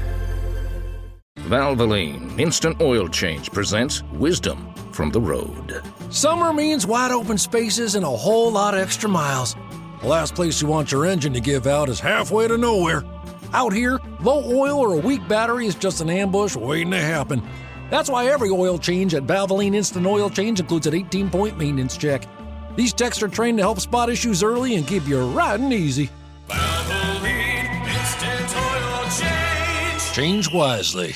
This episode was brought to you by Allianz Travel Insurance. You stopped for something to eat on the family road trip. The vending machine ate your dollar instead. You think about breaking the glass, but you're just hangry, not a thief. But someone else has sticky fingers. Now the back window of your rental car is broken and all your bags are gone. Stolen baggage benefits, rental car protection, and 24/7 assistance can help get your trip back up to speed. Learn more at AllianzTravelInsurance.com. Issues. She's just that person. And it proved to be true. And wow. I'm like, I will be goddamn. You got too much money and too big of a career to act that way. That's just my personal opinion, you know. And you've earned what you got. That's fine. But why you got to be a D? Just sucks. When Gene Hackman passed away, did you kind of care? Yeah, it sounds stupid. I never spoke to him. I know, but you knew it's both. Just that he was physically in my restaurant. But you made him food. And I made the man food. If I made food to Gene Hackman, I'd be like, guys, I got one for you. I made food for Gene Hackman. I made Gene Hackman's dinner. I don't remember what he ordered, but we were at a seafood-specific restaurant, so he got some kind of seafood, and his middle name's Alan. That's pretty much what I took out of it. But, yeah, it does hit you different. Our question on this Positive Friday, when were you surprised with good news? 206-803-ROCK. Here's some good news. I've heard you tell that story about Commander's Palace for years. Barbara Streisand? Yeah. Yeah. I never looked up the menu. I mean, it looks delicious. Dude, it is. I'm telling you. It is one of the top-notch restaurants, yeah. I think I would get the wild white shrimp remoulade. Remoulade. What is that now? I mean, it's...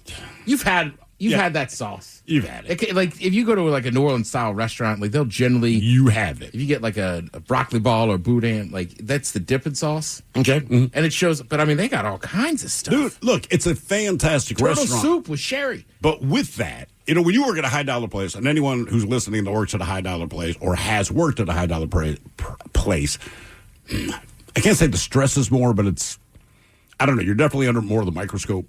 And, and it feels that way all the time. So, like, most of the restaurants I worked at, especially with the kitchen staff, dude, you're just cutting up, saying whatever it is you're going to say. It doesn't matter. At Commander's Palace, it wasn't like that, man. It is, I don't know, everything's yes chef, no chef, and that's fine, but there was no fun. You know what I mean? So one of the things about working in the kitchen, and Ted, you did it for the hot second at the casino, right? Yeah. It can be fun, and you're working with a group of guys who know exactly what they need to do in the moment.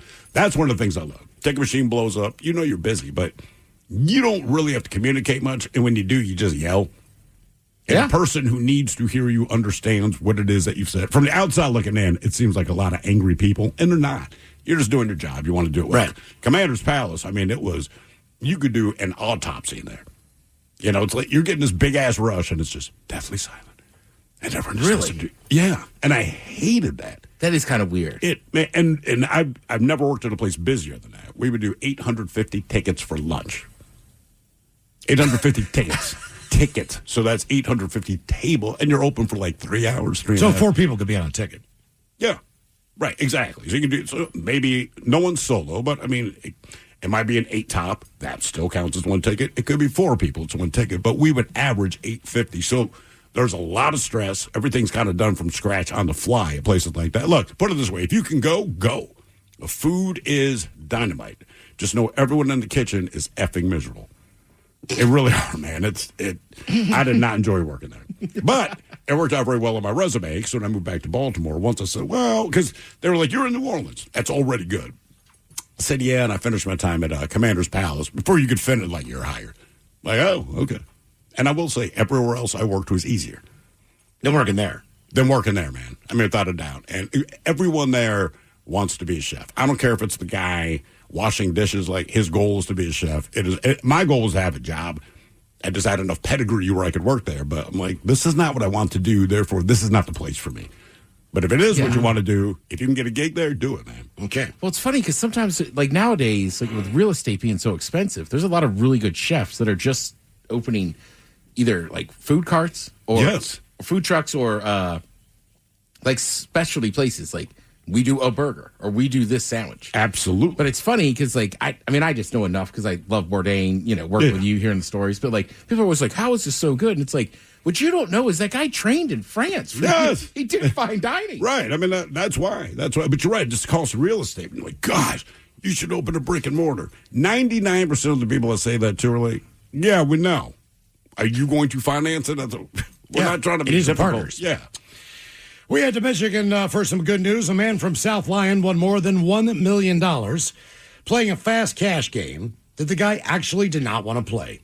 He's 68 years old, who chose to remain anonymous. He played the Detroit Lions fast cash game. Okay. A game he says he's never had any luck playing ever before. Man told the Michigan Lottery that he usually tells the cashier to give him any of his fast cash games, but not specifically the Detroit Lions game. Now, the man forgot to tell the cashier not to play that specific game, and that is the ticket that he was given. Next morning, when I looked over the ticket and saw I'd won the jackpot, I stopped my wife as she was walking by, handed her the ticket, and said, "You're not going to believe this." Once she saw what I won, she started crying. And he said it was an exciting and emotional day for us. The winner bought his ticket at the Speedway gas station on Pontiac Trail. The lucky winner plans on taking care of his family with his winnings. Sure. Fast cash tickets range in price from $2 per play up to $30. According to the Michigan Lottery, every fast cash ticket gives players a chance to win all or part of the ever-progressive jackpot. How much have you won? What's the biggest win you've had on your scratch-offs? Let's see. What did I win yesterday? I think I won $200. $200? $200. All right, not bad. There's something. Yeah, I won $200. It's a $5 bill. Is that your best? That's as much as I'm going to win. Yeah. If I win $200, I'm like, I just won $200. I'm good. Yeah, my wife just won $40 over the weekend. She spent $40 on the ticket, won $40. I said we broke even. She goes, right, but this is an exciting break. The highest you can play is 30. So she's playing scratch off? She's doing scratch off. Yeah. This was not one ticket. It was either 3 or 4 tickets. Okay, gotcha. She won $40 total. All right, okay. But I'm like, all right, so we didn't lose any she money. spent $40, she won $40. And she won $40, but she was super happy. And I'm like, right, it's the adrenaline hit, man. When I worked at Town Hall, we had a woman that would come in once, maybe twice a week. And she had, quote unquote, a system for playing like the lottery. Okay. I can't tell you how many times we cashed out hundreds of dollars for that woman. Really? And I don't know what, yeah. Did she say what her system was? No, and don't get me wrong, she played a lot, so there was losses. But I just remember, and I would always ask the guys, like, what is she doing? They're like, I don't know. She just, something with the numbers and this and that. And the most outgoing, like, nicest woman you'd ever meet, right? That was just her thing. Have you ever met a legitimate lottery winner? Yeah. No. How much? We all have. He used to come to a lot of events and stuff. I don't know how much he won, but going way back in the day. Remember we were up at was that a Mary's place? Somebody had stolen over by Elko. That was the place up on Capitol Hill. Yeah. Somebody had stolen all this stuff from like a charity for kids. Yeah, diapers and formula exactly. and all that. It was like a place that they gave that to moms who needed it. Right. And like, I know he was buddies with BJ, but yeah, he just walked up and handed me like a wad of cash.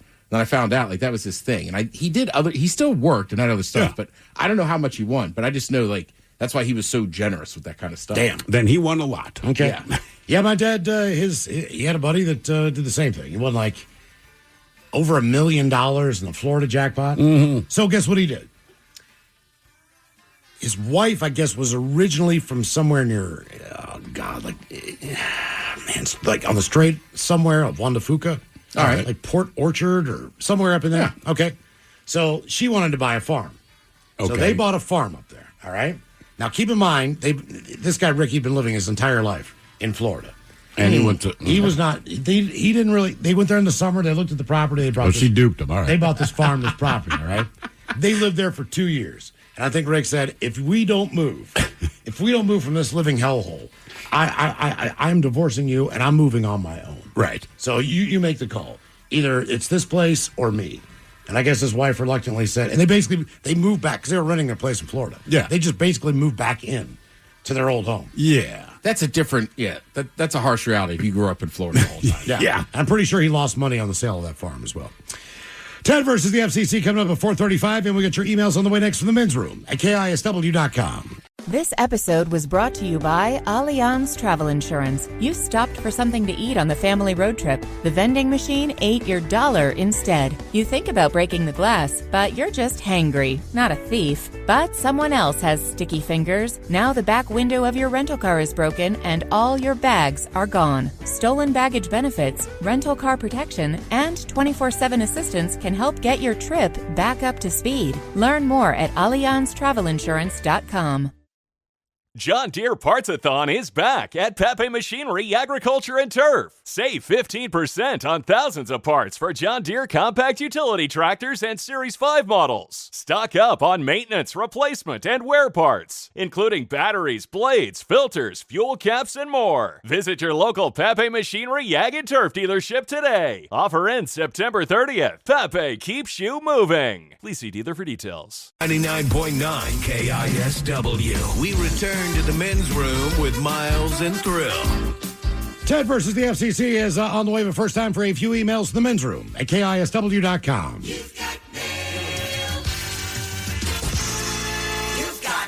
Couple here on our Question Positive Friday. When were you surprised with some good news?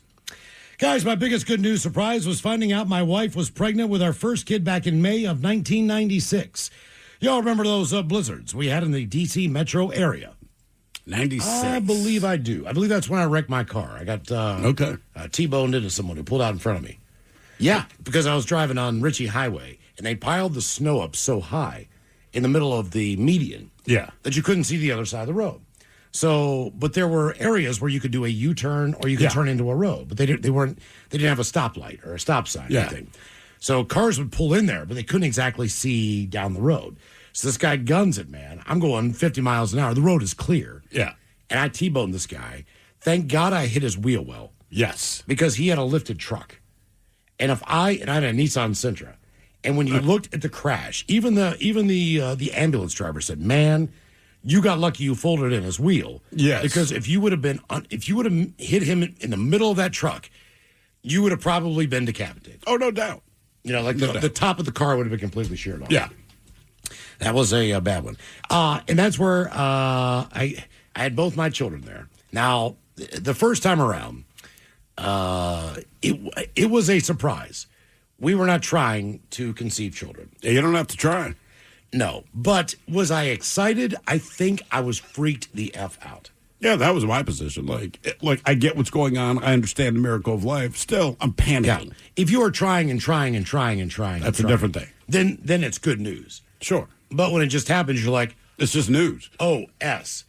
And then, like, I swear to God, what is it, 3 months after the birth of your child, because my kids are 16 months apart, yeah, that you can start fornicating again. Mm-hmm. It had to be the first time we fornicated. And she got pregnant again. Yeah, my kids are 18 months apart. I completely understand. I know exactly what I did that day. I screamed, and then I went out, put on my running shoes. Now, typically, I had a 5-mile loop. I ignored that. I basically ran for 10 miles. I ran for almost like 2 hours, just nonstop, because my head was in such a messed up place. I was like, I cannot believe this is happening. Uh-huh. And I have a daughter at the time who's in the hospital. Right. So I'm just like, Jesus, man, this is not good. I mean, 18 months apart, right? My sisters, right? We used to say Irish twins, but I'm with you. I had a cousin, and I met her infant baby, and then she was like, "We're pregnant again." And I literally looked at her and I said, I'm older than her, and I said, I didn't even know that was possible. Yeah. And basically what Miles was saying, women are so fertile. Whatever that window is, like, I mean, like, the baby was still, like, you had to hold it. It was puking up milk. It's like, how are you pregnant? I know. Guys, I was surprised to hear my wife is not going to divorce me after I was such a big dummy. She's my best friend and the light of my life. I don't know how I got so lucky. Can't wait for the next chapter. Also, I'm not letting anyone know if I find buried treasure or dinosaur bones. Yeah, it might be your best bet. Say nothing. I mean, that's always been my plan if I hit the lottery. Oh, I wouldn't tell you. Some states make you announce who you are. The states that don't, I can't believe that people do. Do you have a number where you would walk away from everything? Oh, yeah. Okay. I mean, I mean, what do you think? What do you think you need to basically just live the rest of your life, do whatever you want? I mean, I didn't really think about it that way. I just more thinking about it was a couple mil. But like, all right, I can. You could do stuff. Yeah, I would still do stuff. I would still. Right. I mean, would you still work here? Anywhere? No, no. I would still. I mean, I've clearly thought about it. I would still create content on my own. Sure, yeah. And do things and travel and be one of those people. Right. But no, I wouldn't. You would do a 9 to 5. Correct. Yeah. I just wouldn't work for a corporation. It's like, I would not have a boss. That is very. That's kind of what that's it all is. it is. Yeah. Right. I've always wondered, just like, what is that number? I think you'll know it when you hit it. I'm not going to hit it. it. And the older you get, the less you need. You win in your 30s, you need a certain amount because you got presumably longer life to live. As I get older, I'm like, I need less and less money. Now, if I wasn't like a giant one, like people would say, like you wouldn't know, but like there'd be signs. There'd be signs like when I walk in there and just drop F-bombs the whole time we're doing the show. Correct. And that's just tell the fantasy. boss, like, guys, don't worry about it. I'm going to pay the fine. Right. I'll pay the fine. Don't worry about it. This could be an awesome effing show. Where would you live? Couple places. Okay. Where? Yeah, exactly. I mean, do you know? Have you thought about that? I would clearly still have a place here. Yeah. Right. But I wouldn't mind, having maybe some of the down a little warmer in Texas or Florida or something like that. A little crash pad for the winter. Yeah. Yeah. No question about it, man. I get it. That or even just stuff like, I don't know, like hey, I'm going to go watch the Florida Gators play this weekend. But I'm physically going to go. Yeah. That's the thing. My kid asked me, I'm like, we just buy season tickets to the Ravens. And we would just fly there on Sunday, and then I'd fly to places you don't need to know about. I would. I think I would keep a place here, and then everywhere else. If I had that kind of money, It's not that I would buy another place. I would Airbnb for like 3 to 4 months. So, like, if you liked Ireland, instead of having 2 places, nice. I would have a place here, and then like, okay, I'm going to spend 4 months, just investigating Ireland, and I'm going to stay in a place. I'm going to see everything I want to see, and then the next time around, I come home and I'm like, okay, where do I want to go now? Because I got a buddy, Billy. He just moved to Thailand. All right, for the beaches. Of beaches. Course. Why else would you go? He has a woman that comes in and takes care of his stuff every 2 weeks, and I think it's like $50. Yeah. She does all his laundry. She cleans that the is entire normal place. everywhere except here. Okay. I mean, if you go anywhere else, your money's going to go a lot. He rents a home with a giant pool, kind of like it looks like a jungle to me, but it is $600 a month. Yeah. So if I could just go for like 4 months, rent a place for however long, go see stuff, then have a crash pad, that would be awesome. I would not rent. If I would buy. If I hit the lottery, I'm not giving anyone my money. I'm buying. Period. You're going to buy a place. Places. Yeah. Where I want to be. I'm not renting it to anyone when I'm not there. Like, no, listen, like I said, if I won, you will not see me. You will not hear from me, but I'm not going to bug anybody. Just like, look. Exactly. I got a couple different places and a couple of different spots. Can I rent it? No. What I would let you do, like, here's the key. You can hang out there for a bit, but like, it would have to be someone I know. Like, I'd never Airbnb my house or anything like that. No. I don't want strangers in my place. No. Yeah, I mean, I hate to say this, but hell, so much of my family's still back in Maryland or on the East Coast. Like, I might just buy a condo for the summer in Ocean City and be like, hey, you can borrow it or be there the second you can week rent it out. Second week of July, I'll be there. But I would thrill. If I bought a condo, it would just be too, like that's just why I have my little fun place. Yeah. Anybody can get, like, if I know you and I trust you. I know you, yeah. Yep. Guys, our company has a profit-sharing program, and my boss called me into the office to tell me they gave me more than they usually would for a newer employee. They gave me an $8,000 bonus. Damn. Nice. Okay. Awesome. But Joel, as you were talking about Paul Allen this afternoon, since he is deceased, I believe that I cannot be sued for breaking the NDA I signed years ago. You'll find do some out. work on his estate. I don't think I have anything worth suing for anyway. He had museum pieces on display that were not under glass. I could have walked up and touched a Etruscan head, Etruscan. Yeah, Etruscan. Etruscan. What's Etruscan? I don't know, but he spelled it, so I'm just guessing that's how The way he you said said it, though, I thought you knew. wanted to sound confident, hoping you guys would not ask what it is. So what is it? I don't know, but I'm sure that's how you pronounce Etruscan. Or an alabaster carved bathtub. Damn. What is that? Damn. I mean, it says alabaster, right? Like that mineral or whatever it is. Okay. Like pure, kind of looks like mother of pearl, but it's not. All right.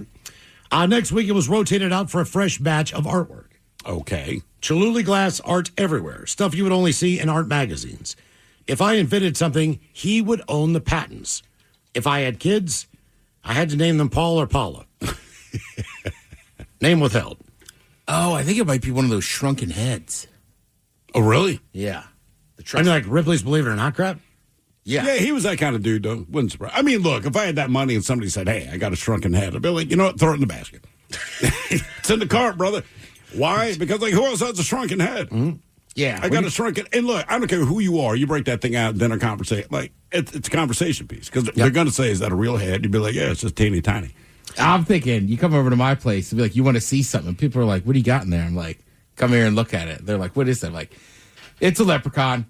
I got one. I got a leprechaun. Yeah. I fossilized him. Or not mummified. Yeah. But like he's in glass. You could still see him. Is he alive? No. He's passed away long on. See, if I'm rich, I want a living leprechaun. Well, I bet you could hire a little person to just be your leprechaun. I don't want a little person. I want a leprechaun. Very different. Like, I want an actual, that's how rich I am. I have a unicorn and a leprechaun. They're like, these things don't exist. I'm like, because you're too poor to know that. I was worried I was going to run into a banshee or a leprechaun when I was walking home in Killarney. And it's like, you see the movies where it's like misty and really dark, and there's not a goddamn soul or a car on the street. That's why it looks like that. Yeah. I mean, I got a little scared. I'm not going to lie. Well, what's bad about a leprechaun? Well, in the movie Leprechaun, they're not friendly. Okay. You're right. The movie named after them, yes. Not a very positive thing. If I ran into a leprechaun walking back, like, who would believe me? That's why I think if I were a leprechaun, like, I'd hang out with them and be like, here's the thing, man. No one's going to believe you. And you know I'm not going to take a picture. So we can hang out for a month. We can go on a bender. We can go to the beach, man, watch the Super Bowl together. All this stuff. I don't care. No one's going to believe you. It would be kind of gangster if he's like, you want to hit the pub? Like, you can get us in? He's like, yeah, I got all the keys. And he's like, just no photos. Would you give him your Lucky Charms? Yeah. I'm just thinking the next day. I think he'd be offended. As I was crashing, Kyle was crashing our room. Just imagine him the next day. Where have you been? I'm like, well, the leprechaun. All right, Ted. Guys, back in 2018, I won $50,000 on Powerball. Nice. Matched all the numbers except the 25. I had 52. Ooh. Missed winning $317 million by that number alone. 300. See, for that, yeah. I'm going to come in there and drop F-bombs.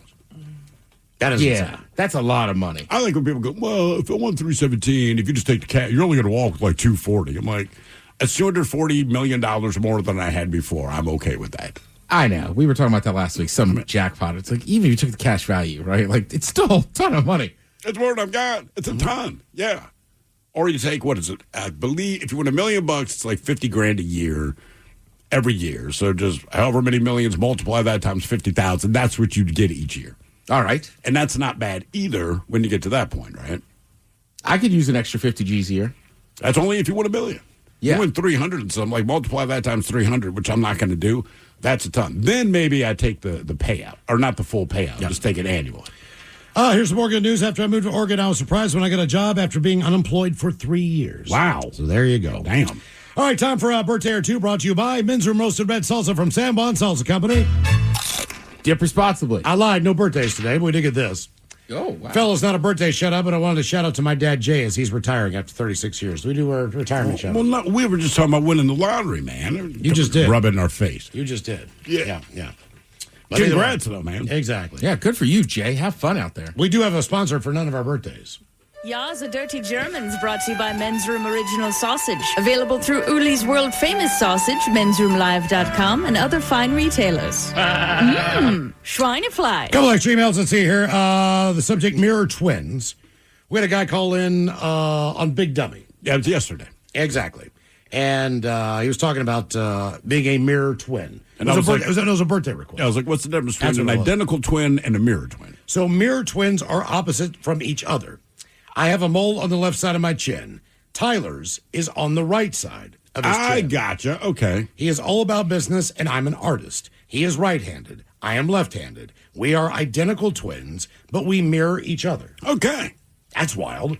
That's cool. The mole thing is cool. That's like, all right, okay. Yeah. So that's a mirror twin. Now I understand. I had no idea yesterday. Okay. Let's see here. As far as the men's room poll, as far as a couple weeks ago, when we asked, would you want to go out with someone who is a loud chewer, someone with a lisp, Tourette's, or a third person talker? Right. Okay. Amigo, sorry for the late message. I vote lisp. However, I worked with someone for about 20 years that was quite loud while eating. You mentioned the humming and smacking.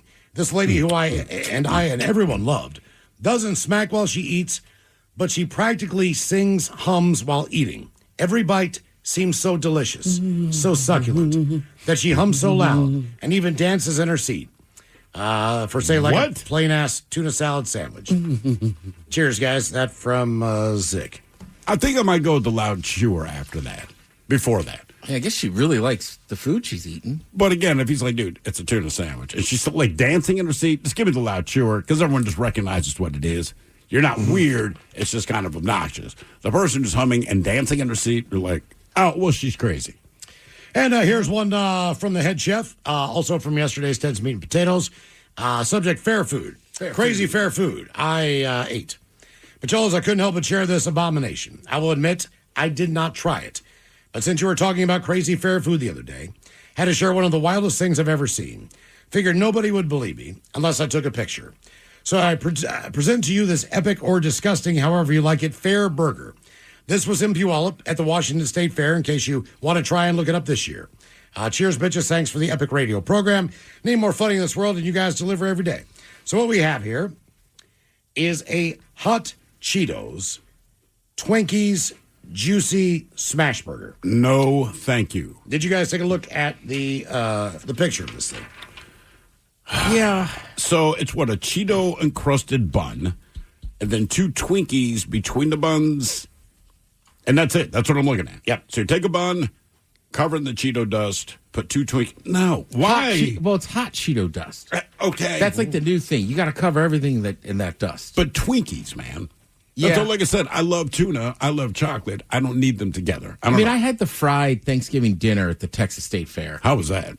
It was not that good. Oh, really? And then we got, it was like some kind of crazy burger with like queso and all this on it. It was like, again, it was too much. So, like, I get trying that thing if you like that stuff, but it's too much. I think we need to go back in time. The last time that we played Ted versus the FCC, so if we could, let's go back in time. This episode was brought to you by Allianz Travel Insurance. You stopped for something to eat on the family road trip. The vending machine ate your dollar instead. You think about breaking the glass, but you're just hangry, not a thief. But someone else has sticky fingers. Now the back window of your rental car is broken and all your bags are gone. Stolen baggage benefits, rental car protection, and 24/7 assistance can help get your trip back up to speed. Learn more at AllianzTravelInsurance.com.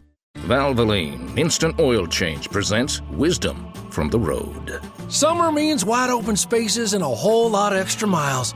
The last place you want your engine to give out is halfway to nowhere. Out here, low oil or a weak battery is just an ambush waiting to happen. That's why every oil change at Valvoline Instant Oil Change includes an 18-point maintenance check. These techs are trained to help spot issues early and keep you riding easy. Valvoline Instant Oil Change. Change wisely. Shy, shifty Shelley sits with her cute runt kitty Tilly. Sounds like Tim. Yeah, that's Tim. Tilly. Hang on. All right. I think it's time that we go back in time. Go further back in time. All the way back to time. I'm trying to find it. Damn it. Hang on. We're getting close. I don't feel like we're going back in time, do you? I feel That like was I'm still the right here in present, man. Yeah. It's really strange. Hang on. Make sure it's the clean one. Oh, yeah, I won. You won. You did. Yeah. Come on, man. I just don't know why I didn't save it. It's so hard to go back in time today. It must be the weather. Time. There it is. Humid. Time. Luck the duck socked his clock while Fluffy Buck hunts ducks for luck. Luck's big clock got soaked so strong that Buck's fluff shocked when clock ding-donged. Luck hunts Buck's fluff for fun, not luck. 3 times fast. Luck the duck socked his clock while Fluffy Buck hunts ducks for luck. Luck's big clock got soaked so strong that Buck's Fluff shocked when he would clock ding-donged. Luck hunts Buck Fluff for fun, not luck. 1. Luck the duck socked his clock with Fluffy Buck hunts ducks for luck. Luck's big clock got so soaked and so strong that the Buck's Fluff, when he clocked ding-donged, Luck hunts Buck Fluff for fun, not luck. 2. Luck the duck socked his clock while Fluffy Buck hunts ducks for luck.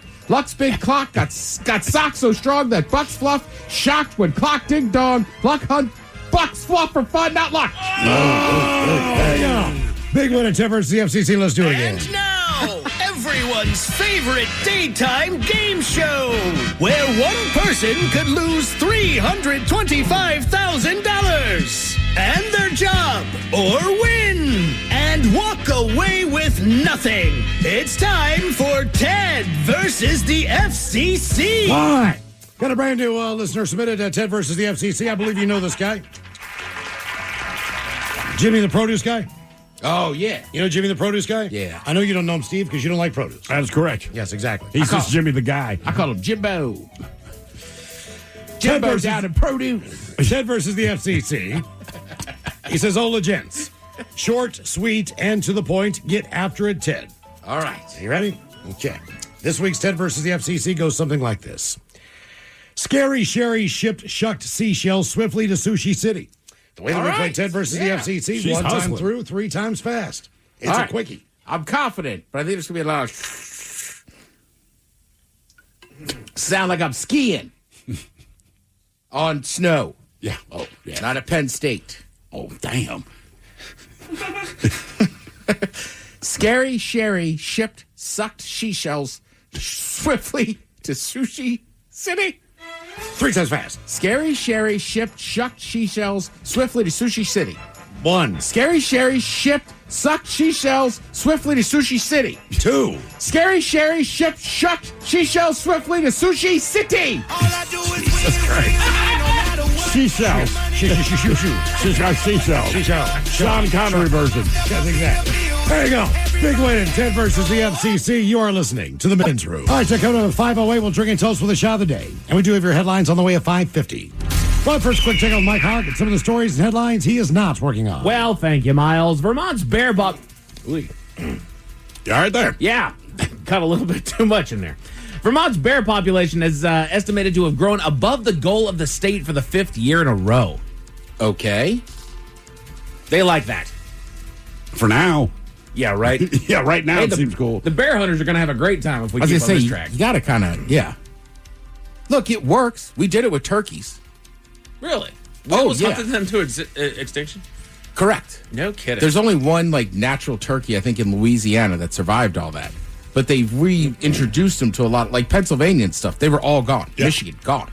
Dang. But now there's so many turkeys that people are kind of like, that's why you can hunt and stuff again. Like, you need, good hunters are also very big, animal and land management. Conservationists, you bet. Yeah. So it's like. It's like lions with the zebras. The zebras don't think they like the lions. The lions don't think they have the zebras, but you control each other's populations. Absolutely. Right? Yeah. And I think it's awesome that those bears are thriving, but after a while it's going to be I don't want that bear in my house. Did you guys see the John Oliver segment about the wild pigs in America? No. And how they're taking over everything?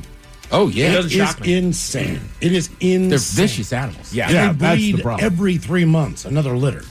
And I mean, they tear up crap. I mean, they're invasive as hell. You're like, wonder when we're going to get that action up here. Right?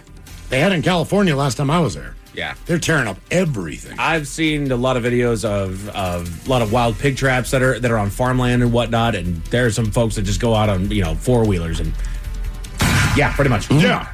And they're quick. Yeah. They're fast. And they're mean. Yeah, vicious, like you said. That was And they're really sons of not. They're bitches. really not edible. That's what No. sucks. So there's nothing you can do with them. That's why there's so many of them. Yeah. If they were edible, it wouldn't be a problem. Consumer Reports tested 13 brands of electric scooter. Okay. You know which one they like, Ted? The bird? None of them. Oh. They seriously said we based on safety, we cannot recommend any of these. Recommending any of these damn things. Yeah. And scooter people, use the goddamn bike lanes. Yes. They come whipping down the hills. When I lived on Capitol Hill, I swear to God, I almost got hit every other day. And wear your helmet, man. Well, the people who rent them don't have them. They don't have them. I know. Yeah. I know. But they're They are a motorized, wheeled vehicle. Yeah. Keep them off the damn sidewalk. Mm-hmm. Agreed.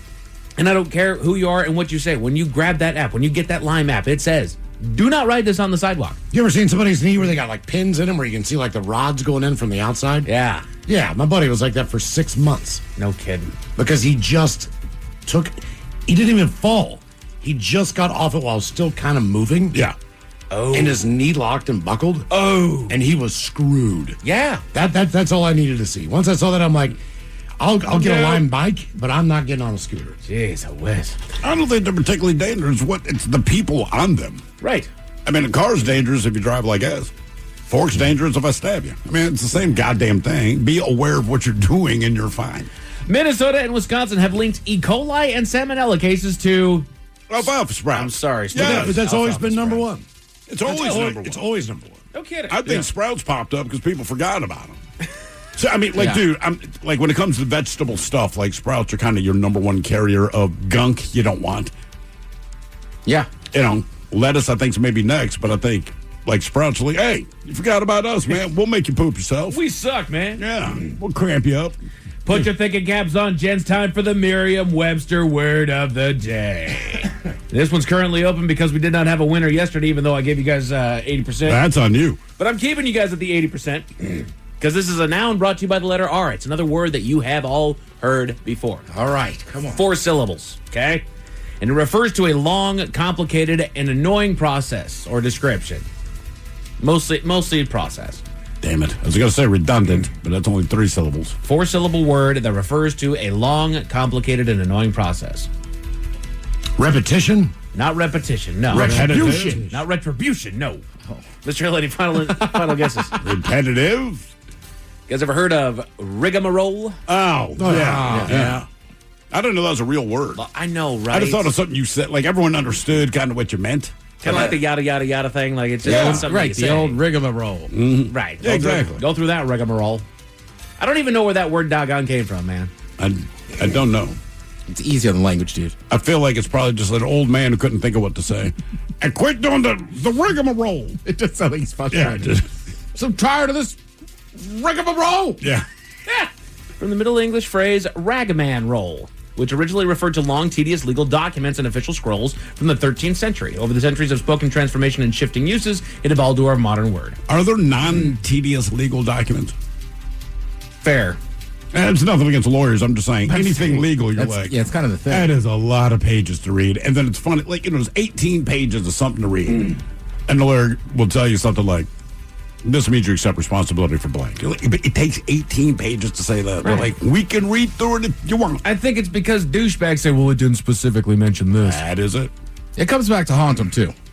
Sure. And my buddy's won some massive cases because he's like, I read every word. Right. He's like, when they wrote it, I don't think they even realized they messed this up. A new snake species has been discovered in New Guinea. Don't worry, Ted, it's being named after Slash. Yeah, but you'll never see it because it's in New Guinea. Would you rather be eaten alive or see the snake? Is it venomous? I don't know, man.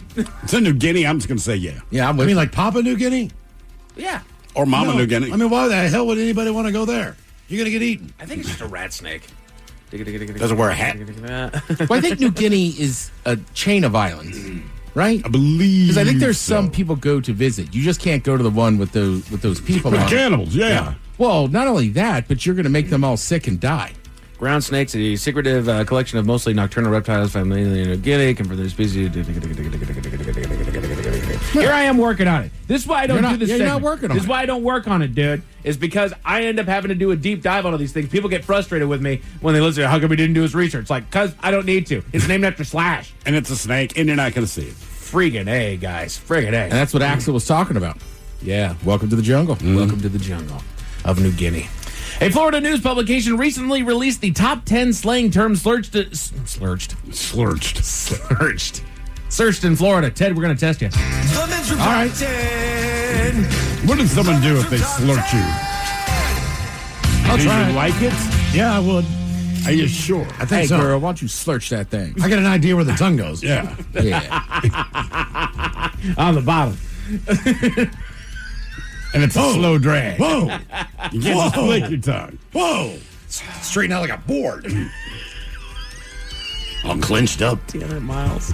Best colonoscopy I ever had. I got slurched. So these are the top 10 slang terms searched in Florida, according to this particular report. I'm going to give you the slang term. You get to you try to figure out if you know what it is. Do you think these are people who go to Florida and trying to figure out what people are talking about? No. This is the new generation coming up with their slang terms. Okay. All right. Ted just always has his finger on the pulse of these things. More than we do. So he's going to be our authority on this one. The first word is bird. Slang term bird. Do either of you two have any idea what the slang term bird could possibly mean these days? I would assume that is someone who comes to Florida only in the winter months, like a snowbird. Oh, yeah. Good call. I'm thinking maybe they just stole it from the English and it's a chick. Bird is somebody acting foolishly in relationships, like taking back an unfaithful partner. They lack common sense, they have low standards, and stay with somebody who disrespects them. Okay. They're a bird. They're a bird. Oh, man. Odd little bird over here. I just like the English way. Right? Or Irish way, yeah. It's gentle. It's elegant. Look at that bird. It is bird. That's a swallow. Ted, you can't take my bird. Actual comments I heard in Dublin. Do either of you two know what a bop is? A bop? Bop. B-O-P. A bop. Back in my cooking days, it was brick oven pizza. Not making that up. Okay. I don't know. Don't know, Miles, any guesses of what a bop might be in today's slang? Like a phony? No, man. It also slaps. What you got? No, it's not. Not it's not that bop. Not a song. Damn. No, sir. It's a derogatory one. A person with many sexual partners. They bop around from person to person. Somebody who presents oneself online in a way that is thought of as immodest. A derogatory word often used in cyberbullying. Okay. All right. Damn. What happened to hoe? I mean, it's just, you know what I mean?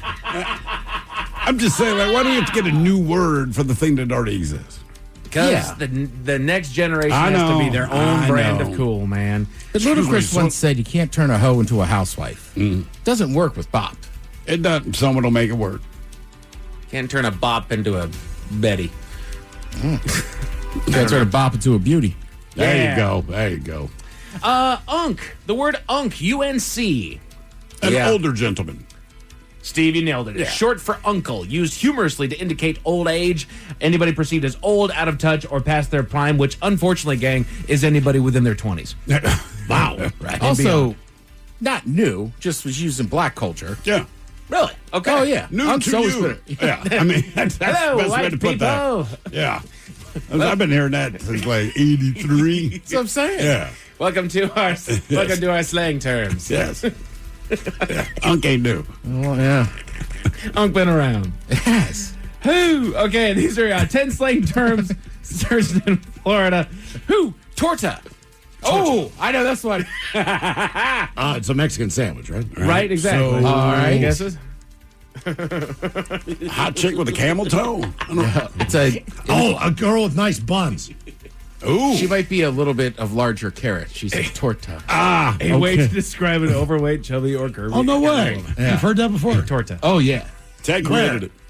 Tortas are great, dude. You're saying sandwiches. Yes, as in sandwiches. And nothing wrong with tortas. Trust me, my algorithm's all over the place. Okay. Right? There's sports, there's a lot of big-chested women, and then there's a lot of younger dudes that are streaming. So I hear torta a lot. Okay.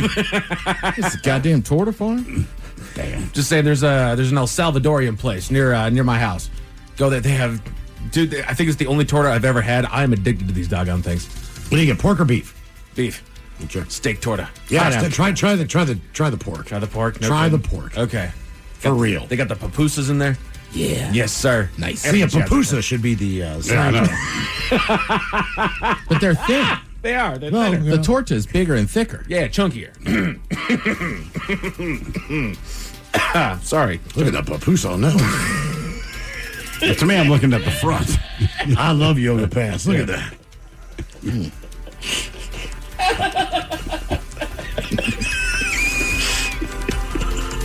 Damn it, Miles. Lululemon. Top 10 What a great store. It can be. Doing God's work out here. Sometimes. Top 10 slang terms searched in Florida. Chopped. Anybody know what the term chopped might mean? Crappy. Crappy? Ugly. Miles, any guess? I'll just kind of put together All right. bad. I don't know. You got it. You did. Yeah, ugly.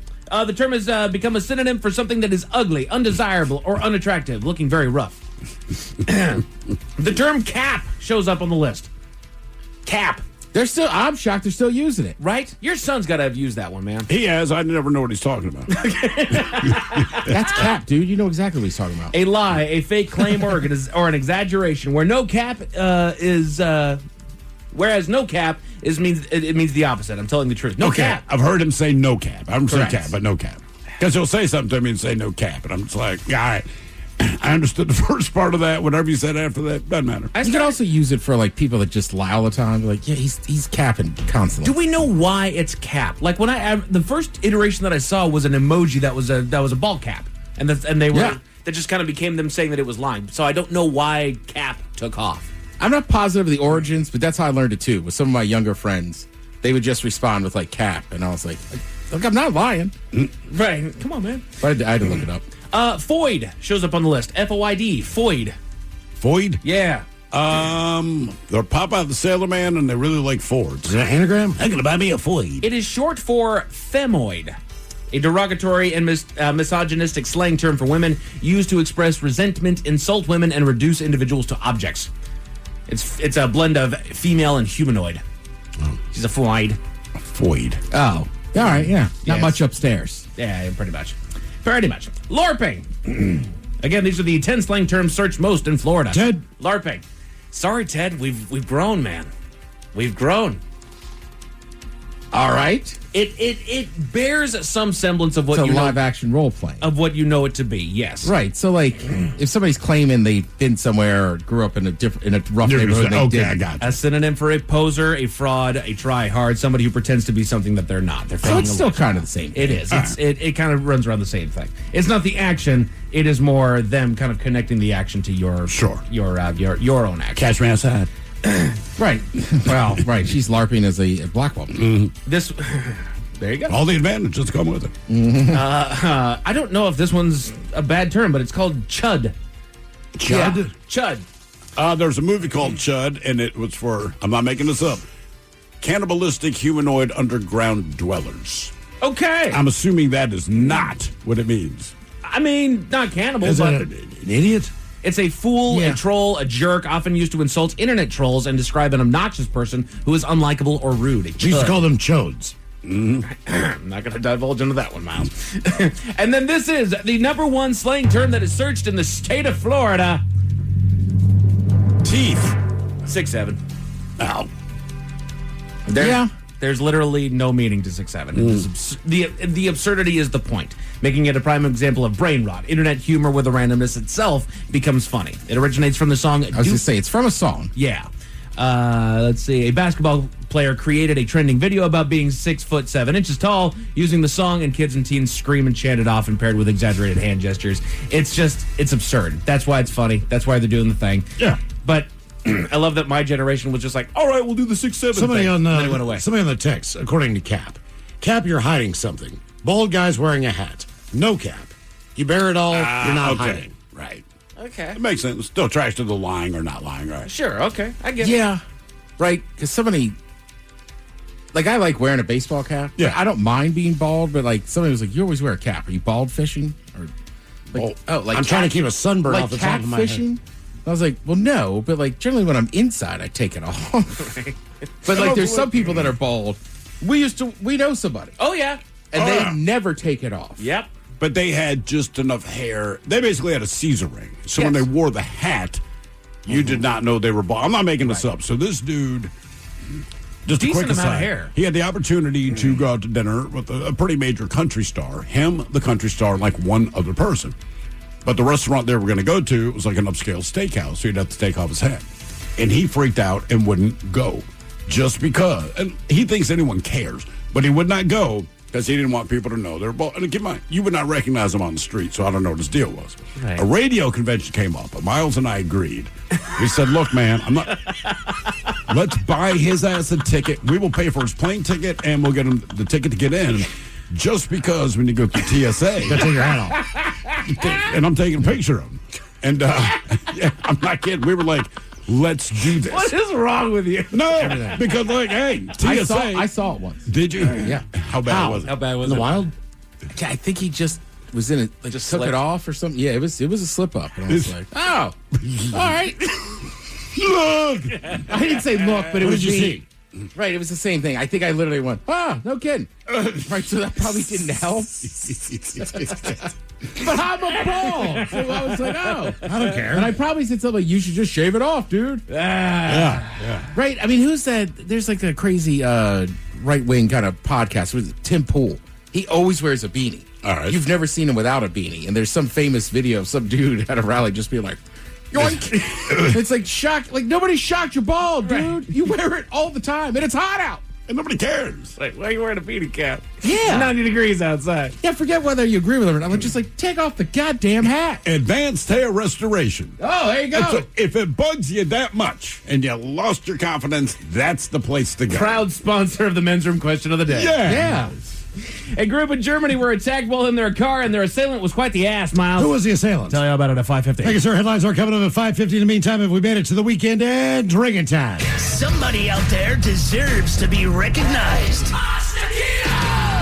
And the men's room knows just who it is. So to you, we say, bottoms up, sailor.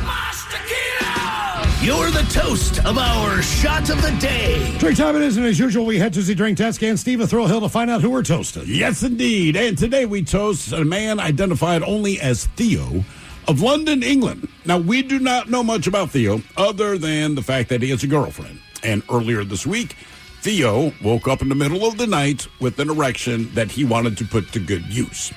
So he whispered, and this is from the point of view of his girlfriend, he whispered into his girlfriend's ear that he was, quote, ready.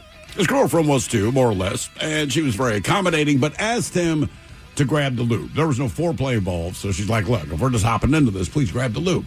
And as you might imagine, he very hastily obliged. Reached the bedside table, applied the lube, and then screamed, and then cried. When his girlfriend turned on the lights, they realized Theo had not grabbed the lube. He had grabbed the Tiger Balm. Oh. That was next to the lube. Ooh, that stuff works, though. It does. I mean, not down there. So he cried. She said he should go to the hospital. He didn't want to go. She said, what's more important to you, your penis or your pride? He picked his pride. Still didn't go to the hospital. The pain started to go away, but apparently the next day he called a friend of his who is a doctor and asked what he should do. And his friend's response was, stop putting Tiger Balm on your D. Mm-hmm. So there you go. That's just good advice for everybody. It was just like, dude, just don't do that again, and your problems go away. So we pour this booze, and we drink this booze because we think it's yummy. Yummy. So over the tongue and down the throat to party in our tummies. Down the hola bijola. All right, just going to get tested online for Profile This, 206-803-ROCK. Profile This is next. John Deere Parts-a-thon is back at Pepe Machinery, Agriculture, and Turf. Save 15% on thousands of parts for John Deere compact utility tractors and Series 5 models. Stock up on maintenance, replacement, and wear parts, including batteries, blades, filters, fuel caps, and more. Visit your local Pepe Machinery, Ag, and Turf dealership today. Offer ends September 30th. Pepe keeps you moving. Please see dealer for details. Valvoline Instant Oil Change presents Wisdom from the Road. Summer means wide open spaces and a whole lot of extra miles. The last place you want your engine to give out is halfway to nowhere. Out here, low oil or a weak battery is just an ambush waiting to happen. That's why every oil change at Valvoline Instant Oil Change includes an 18-point maintenance check. These techs are trained to help spot issues early and keep you riding easy. Valvoline Instant Oil Change. Change wisely. We all have those house projects we've been avoiding, and cleaning out gutters is usually last on the list. But when heavy rain sends water spilling over and soaks the ground around your foundation, you're going to wish you tackled it sooner. Don't wait for something like clogged gutters to turn into bigger, more costly home repairs. Let the pros at Leaf Filter handle your gutters for you. With Leaf Filter, you get a free gutter inspection and a no-obligation estimate. Their experts can inspect, clean out, and replace your gutters before installing Leaf Filter. Plus, every system comes with a lifetime warranty and a no-clog guarantee. Help protect your home today with Leaf Filter, America's #1 gutter protection system. Right now, you can get up to $500 off with $0 down during the extended Labor Day sale at leaffilter.com/gold. That's up to $500 off with $0 down at leaf-filter.com/gold. filter.com/gold. Restrictions apply. See rep for warranty and promotion details. Valvoline Instant Oil Change presents Wisdom from the Road. Summer means wide open spaces and a whole lot of extra miles. The last place you want your engine to give out is halfway to nowhere. Out here, low oil or a weak battery is just an ambush waiting to happen. That's why every oil change at Valvoline Instant Oil Change includes an 18-point maintenance check. These techs are trained to help spot issues early and keep you riding easy. Valvoline Instant Oil Change. Change wisely. The Men's Room presents Profile This. And Stephen Throwhooks, please tell everyone how Profile This is played. A sure can, Miles. It's a simple game where we share with you a real-life news story. Something that happened right here on planet Earth. Earth. And as you listen to the story, based on the stereotypes you believe to be true of people and the decisions that people make, we'll ask you what it is you think makes the story a story. Hello, Jordan. Welcome to the Men's Room. Hola, bitches. Hola. All right, Jordan, you understand how this here game is played? I sure do, Mr. Hill. Fantastic. You have your choice today of one of three categories. We have interior decorating, where you guess the foreign object that ended up on the inside of someone. Hit me with your best shot, where you guess the unconventional object someone chose to use as a weapon. And finally today, Animalize This, where you guess the animal responsible for causing the problem. I'm going to go with interior decorating.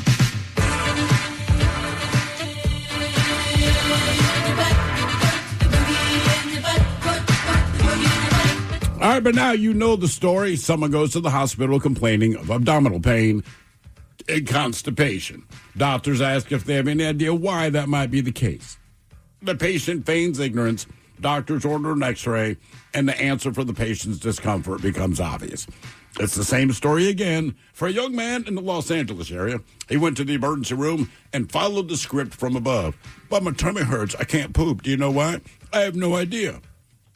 Well, after doctors discovered the reason for the man's discomfort, they performed a rectal foreign body extraction, or a transanal object removal, which explains what it is in the name.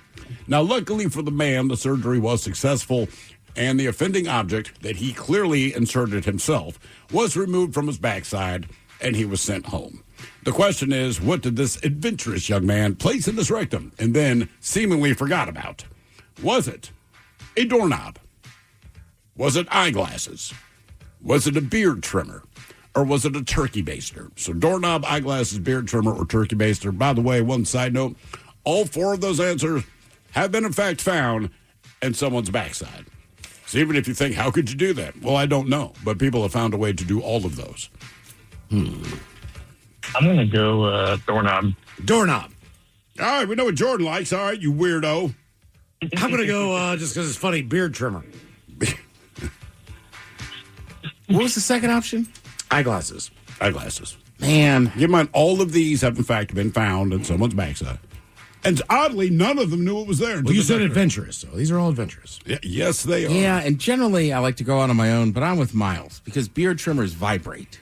Well, I'm just saying. You're going to go and I beard thought trimmer. Jordan was weird. Well, Ted. Oh, we thought it through. Yeah. If you're gonna go for something, go for the gold.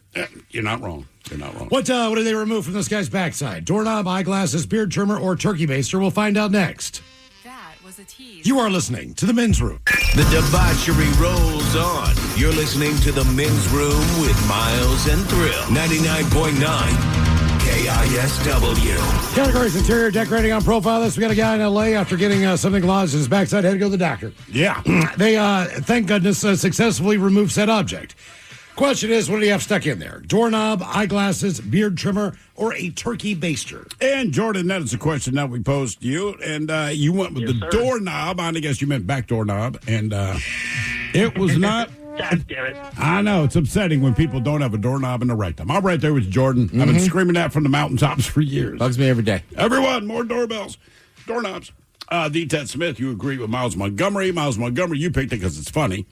Ted was making a little more sense going, well, it vibrates. I mean, yeah. Let's really think this through. And you are correct. Wow. Let's amp up the pleasure.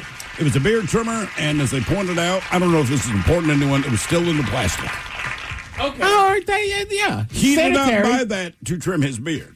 He bought it. Yeah. Yeah. Because if you open up the top and you put it in as it is, it's going to cut you. Because it's a beer trimmer. Yes, he was being careful. There wasn't like a blade on it yet. I would think there's not. Okay. Yeah, all right. Safety first if you're going to put a beard trimmer in the rectum, Or if he didn't go that way first. Yeah, that's a good point. You can also just go buy a sex toy that does that. No. That makes too much sense. It's embarrassing. Now for all TV news all the time. It is time for TV Time with Ted. And now, because your pathetic life is confined to countless hours in front of a talking box, the Men's Room presents TV Time with Ted. All right, your choices today. You got Seth Meyers. You got the Jimmies. Fallon and Kimmel. Which Rosie O'Donnell's in for Kimmel. Or Ted Smith. Is it Ted or is it late night? It is right there. The Tireless guys have teams of talents and writers help them come up with their monologues each and every night. It is up to you to determine, is this an actual late night joke and from whom, or could it be a The Ted Smith original? Prince Harry has announced he's moving back to England with his wife Meghan Markle after denouncing the crown in his home country. Does anybody else feel like the U.S. was just the rebound guy in country form? The Ted Smith. Yep. That was me. Yeah, and we were. That's what that was. That is back. Not anymore. I'm glad he took Meghan with him. Cool. After living here for 6 years, Prince Harry and Meghan Markle are leaving California, moving back to the UK. While they're in the UK, Meghan and Harry will officially remain non-working royals, as opposed to the working royals who spend their days not working. Fallon. After living here for 6 years, Prince Harry and Meghan Markle are leaving California and moving back to the United Kingdom. Yep, and while they're in the UK, Harry and Meghan will officially remain non-working royals, as opposed to the working royals who spend their days not working. An alcohol company in Tennessee just introduced a new Pringles flavored vodka. It's better than the Lay's flavored vodka, where the bottle is mostly just filled with air. I'll say Fallon again. Fallon. That's Fallon. An alcohol company in Tennessee just introduced a new Pringles flavored vodka. It's better than Lay's flavored vodka, where the bottle is filled with mostly air. A middle school in Kentucky is under fire after sending kids home with AI-generated material, including a map that said Oklahoma and North Dakota.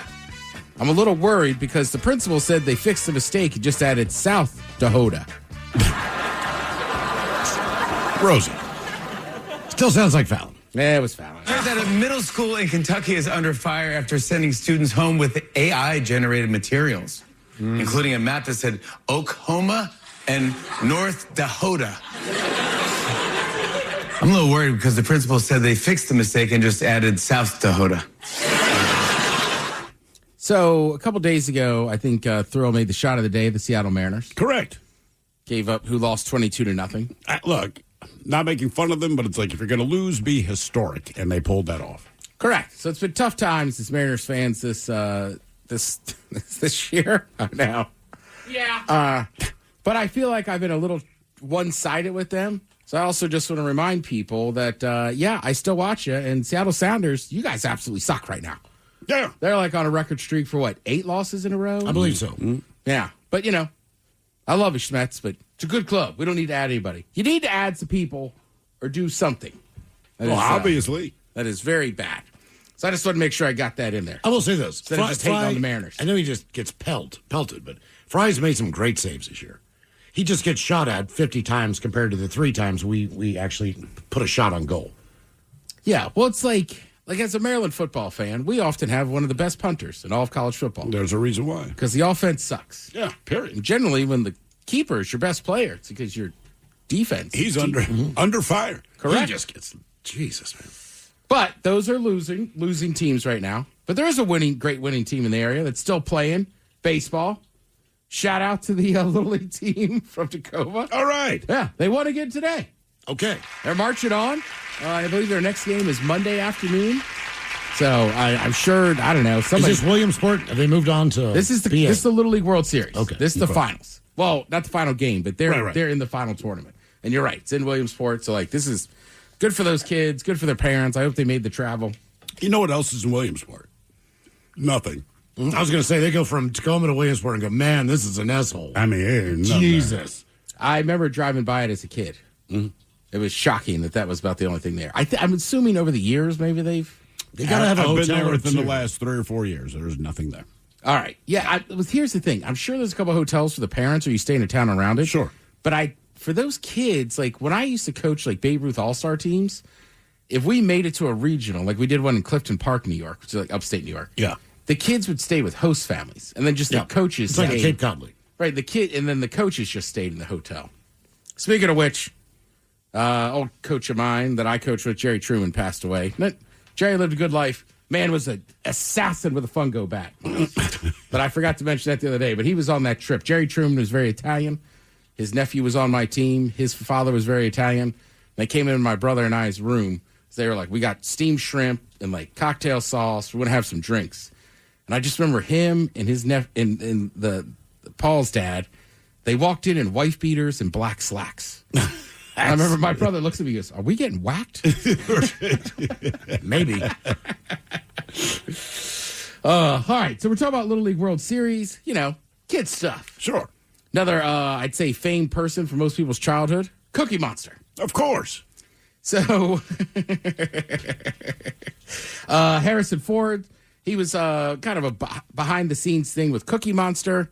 They were just having some fun. I think you guys will like it. That's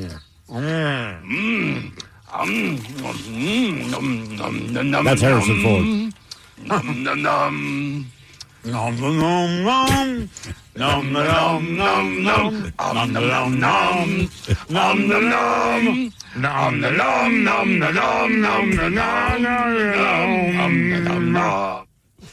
Somehow he makes it awesome. I like that he captured it. Me think me know this song. Okay. Yeah. I don't know. People love Star Wars. I was Indiana Jones. I was Indiana Jones, bro. Yeah. You've seen that. I have seen Indiana Jones. You're right. I screwed that up. Yeah, it's Indiana Jones. I'm glad I didn't call you guys nerds. No, you could have, dumbass. Even Cookie Monster knows the difference. Me thought it was Star Wars. Damn it. Well, he effed that one up. All day I was like, I'm going to burn him and call them nerds. Yeah, and then Indiana the last Jones. second I didn't. Mm-hmm. And it even says in there he's wearing the Indiana Jones uniform. And I was like, yeah, I must be a Star Wars character. I don't remember Indiana Jones Star Wars.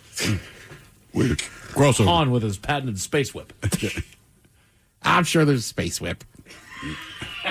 In a dungeon somewhere, and she's wearing leather. Yeah, it's called the Millennium Falcon. My space whip, yeah. So Dane Cook, over the years, Dane Cook caught a lot of heat, this and that. I didn't realize this, but basically his half-brother was robbing him blind. It looks now like Dane Cook's eyebrows want to escape through the top of his forehead. So there's a new documentary coming out about his brother that acted as his business manager.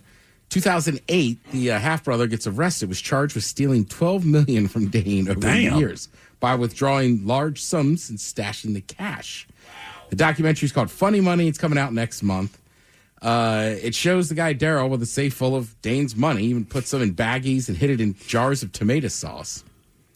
Here's the thing, though. I don't think it's over. Dane Cook is still like, I believe there's more money out there. I believe there's people that know where it is, who it is, and who has it. And he's physically hiding cash inside of the pasta jar. Right, so he was taking out large sums, right, and then just hiding cash all over the place as opposed to just depositing in his account. Okay.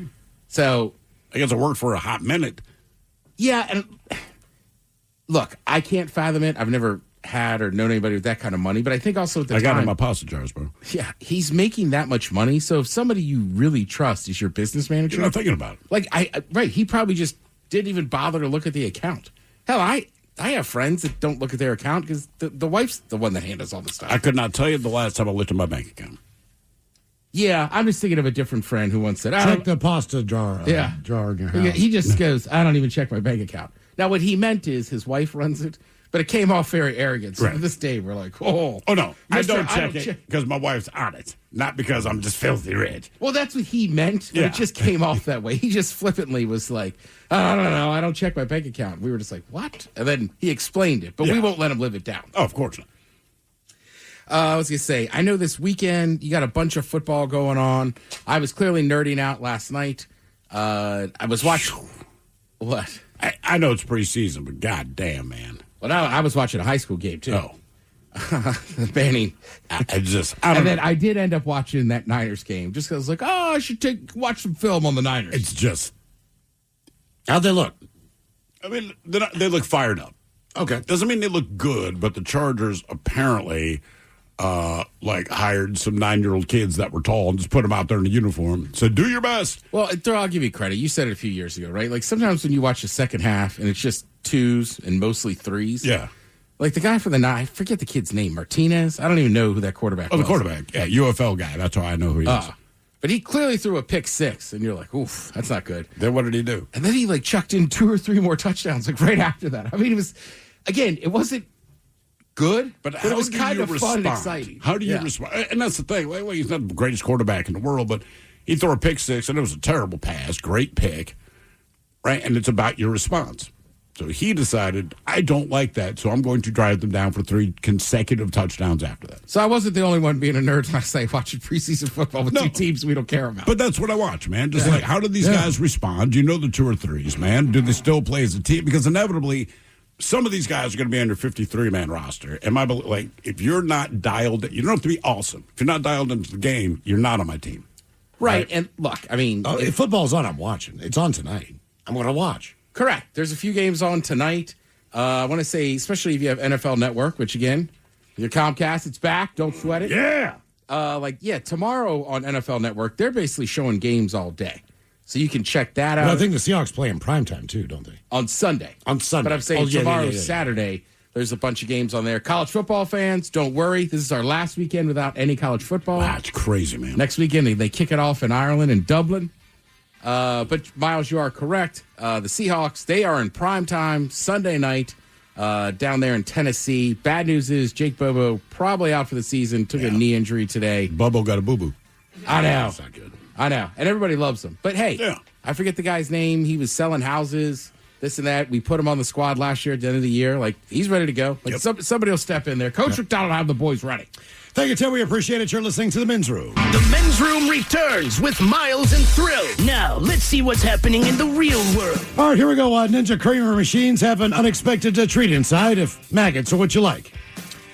Meanwhile, a woman uses her jiu-jitsu skills as a brown bear she needed to strike.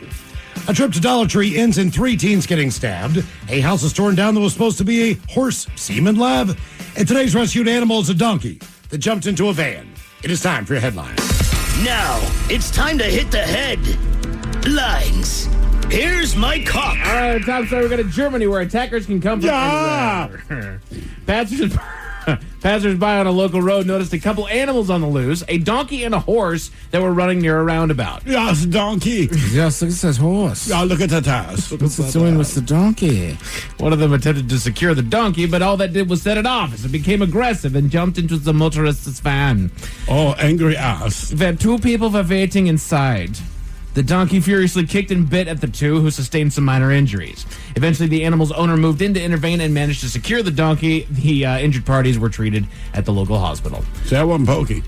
No. Pokey wouldn't do that. Pokey was a good guy. Pokey would have been like, hey, what's up, man? Yeah, let's the donkey watch. I want to see what you're doing in here.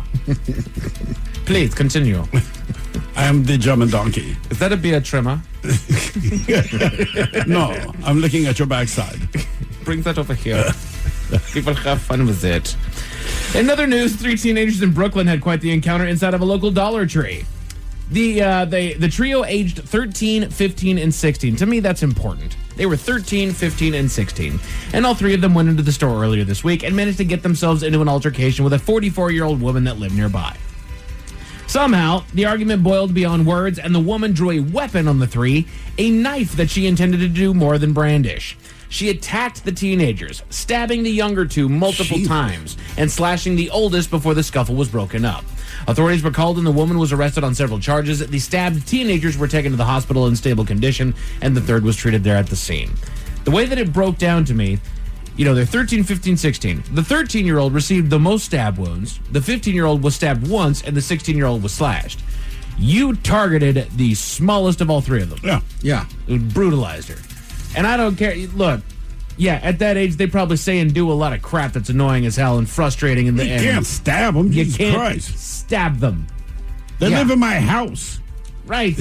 You find a way to deal. Even in a Dollar Tree, you're not allowed to stab them. No.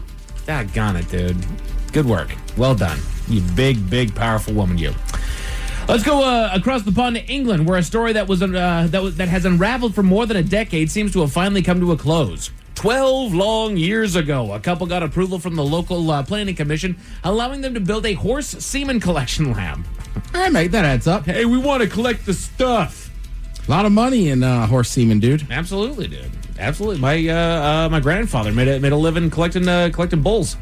Dane Cook's half brother's hiding it in horse semen. That's right. There's literally a lot of money in horse semen. He even told Dane's like, dude, it's just right in there. If you want your money? It's in that jar of horse go semen. ahead, just dip in there, grab it. Knock yourself out. Dip into your savings, if you will. Still the best saying in sports. Retired a stud. That's right. And now, if that sounds vaguely familiar, it's probably because I actually covered this story back in 2023 when it was discovered that the couple had actually built a house on the land instead of the business that they had been approved for, and the local council had ordered them to demolish the unapproved building. The house was assessed at about 500 pounds, something like that. 500,000 pounds, damn. No, maybe it was that cheap. I don't know. They fought for years, getting an appeal just last year in a last-ditch effort to save their home, but ultimately were forced to carry out the council's orders. The story is back in the news again because as of today, the building is completely gone and a flat foundation is all that remains. They did have to get rid of that entire house. It looked like a barn house. Yeah. It did. And it was supposed to be outfitted, and there was supposed to be a kitchenette in there. There was supposed to be offices upstairs with some spot to where somebody could fathomably have a room or some sort of a living quarters up there. They just built a house. And they just said, screw it. There's a living quarters upstairs. Then downstairs. Yeah. And a living room with a TV. Which... There's horse semen in my gym socks. Does that count? Dude, that would have to be a big sock. That's a big sock, man. Biggest socks I got, brother. I mean, horses are brought up when it comes to men swinging low, as it were. Or it just would have been my defense. Yeah. Oh, there's horse semen in there, Your Honor. Oh, it's in Make there. no mistake. Yeah, when I was on Chincoteague Island as a kid, and they have those wild horses, and they had them in the pens for the roundup. I remember just seeing one pee, and I was just like, "Oh my god!" I mean, it was like a hose. Yes. Quite. Yeah. You could put out a fire with it. There's so much liquid. How does he do that? He's going to step on the damn thing. Oh, did it again. See, and I know that I'm ignorant of things, so I'll admit that, but to a planning commission, isn't a building a building? It depends what it's zoned for. Yeah. So if it's zoned for business and you're in the horse semen business, that's fine because it's zoned for businesses. If it's not zoned for residential and you build residential, it's a problem. Is it stupid? Sure. But that's how and that's any municipality. Right. From Seattle to Miami, you name it, that's just how they do things. So, right, it is. So when you lie to them is the issue. Jesus, and you can apply for different licenses, right? So in North Seattle, there's a solo house. They have a decent property. Developer comes in. They can build 12 houses on this one piece of property. It's not zoned for that. And granted, they have the money. And essentially, this is bribery. But you still have to get the zoning changed. Whatever your methodology, blackmail, money, you name it, they still have to get different zoning to build multiple family dwellings. That tells me that there's there's less red tape to walk through to build a business building. To construct a business building, right? Because you have a business, you're going to pay the taxes, so whatever you live, they get a little kickback from it. So, yeah, it's generally easier. Mm-hmm. To the lovely world of the internet where we find that we're not alone. A woman uploaded a video to share her own little slice of hell as she showed her viewers an issue that she had with her Ninja Creamy. Side note, probably should have picked a better name for it, guys. Yeah. It's a kitchen appliance that allows you to make homemade ice creams. Is that the one you got? No, thank God. Okay. No. Also, smoothies, all that stuff, too. It's not a lot different than what we have out here. It's different enough. That thing makes ice cream. You can do ice cream stuff with it. It does not make ice cream, no. Oh, okay. You need a cold apparatus. You need the creamy, Miles. Okay. Yeah, you need the Ninja Creamy. This is about the Ninja Creamy. American Ninja Creamy. You don't even see it coming. It's literally called the Ninja Creamy? Yes. Not creamer. Creamy. Nope. Creamy. What's on my face? Jeez, what? She tells the audience that she was looking at the blender that she cleans every night because she makes ice cream every night, and revealed that there were maggots trapped inside of the clear plastic parts. She shows the disgusting side of the parasites squirming around inside the device's transparent lid. The video was met with others sharing their own experiences with maggots inside of their machines, as well as the aspects of the appliance that make it difficult to clean, which they believe might lend to that just a little bit. But just in case those stories, chucked up your lunch. Thankfully, there's good news. A bad situation in Alaska was kept from turning worse thanks to some previous training. We covered this earlier today. A woman was walking her dog along a trail that passed by a salmon stream. Given the presence of salmon in the Alaskan wilderness, it's not surprising that the woman encountered a massive Kodiak bear and her cubs along her walk. Now, she tried the normal tactics to avoid conflict, but the mama bear felt threatened enough to charge. The woman gives the credit to her dog for distracting the animal long enough to get herself into position, because just as the bear grabbed at her leg, she was able to tap into some old jiu-jitsu knowledge that she used to defend herself against the bear. Nice. She used one leg to block attacks from the bear while using the other to kick the animal in the face until she was able to escape. Bear had to be like, God damn, I didn't know you knew all that. She knows Kung Fu! She managed to get herself out with minor scratches and bruises, but otherwise is just fine. She's now going to equip herself with bear bells for her and her dog at this point going forward. I'd wear my gi. That's right. But come get some. Bring it! Men's Room Sports got preseason football on tonight and tomorrow on NFL Network, baseball on MLB TV, FS1, and ESPN. The Seahawks preseason game is Sunday evening at 5 o'clock on Fox, and the Mariners are hosting the Cubs all weekend long. Game 1 will be tonight on NBC, tomorrow's on Fox, and then Sunday will be back on Mariners TV. Fun schedule to remember. As far as your weather, partly cloudy skies are in the forecast for this weekend. With highs in the low 70s and lows right around 60. Monday we'll be back with partly cloudy weather and a high right around 78. That's it for headlines. With that, have a great weekend. Mike Hawk is out. $500 in gas. Your chance to win coming up at 7:20 with the lovely Jolene. Enjoy the weekend. Yes, indeed. It's all true. But in the meantime, well, we be all about this bitch. So have a good weekend. And until Monday, please do what you do best. And for Aletha's sake, stay beautiful. The Men's Room has been taped before a live studio audience. Wardrobe and makeup provided by Mantastic Limited. This has been a presentation of the Men's Room Radio Network. Oh, man! A Double Flush production.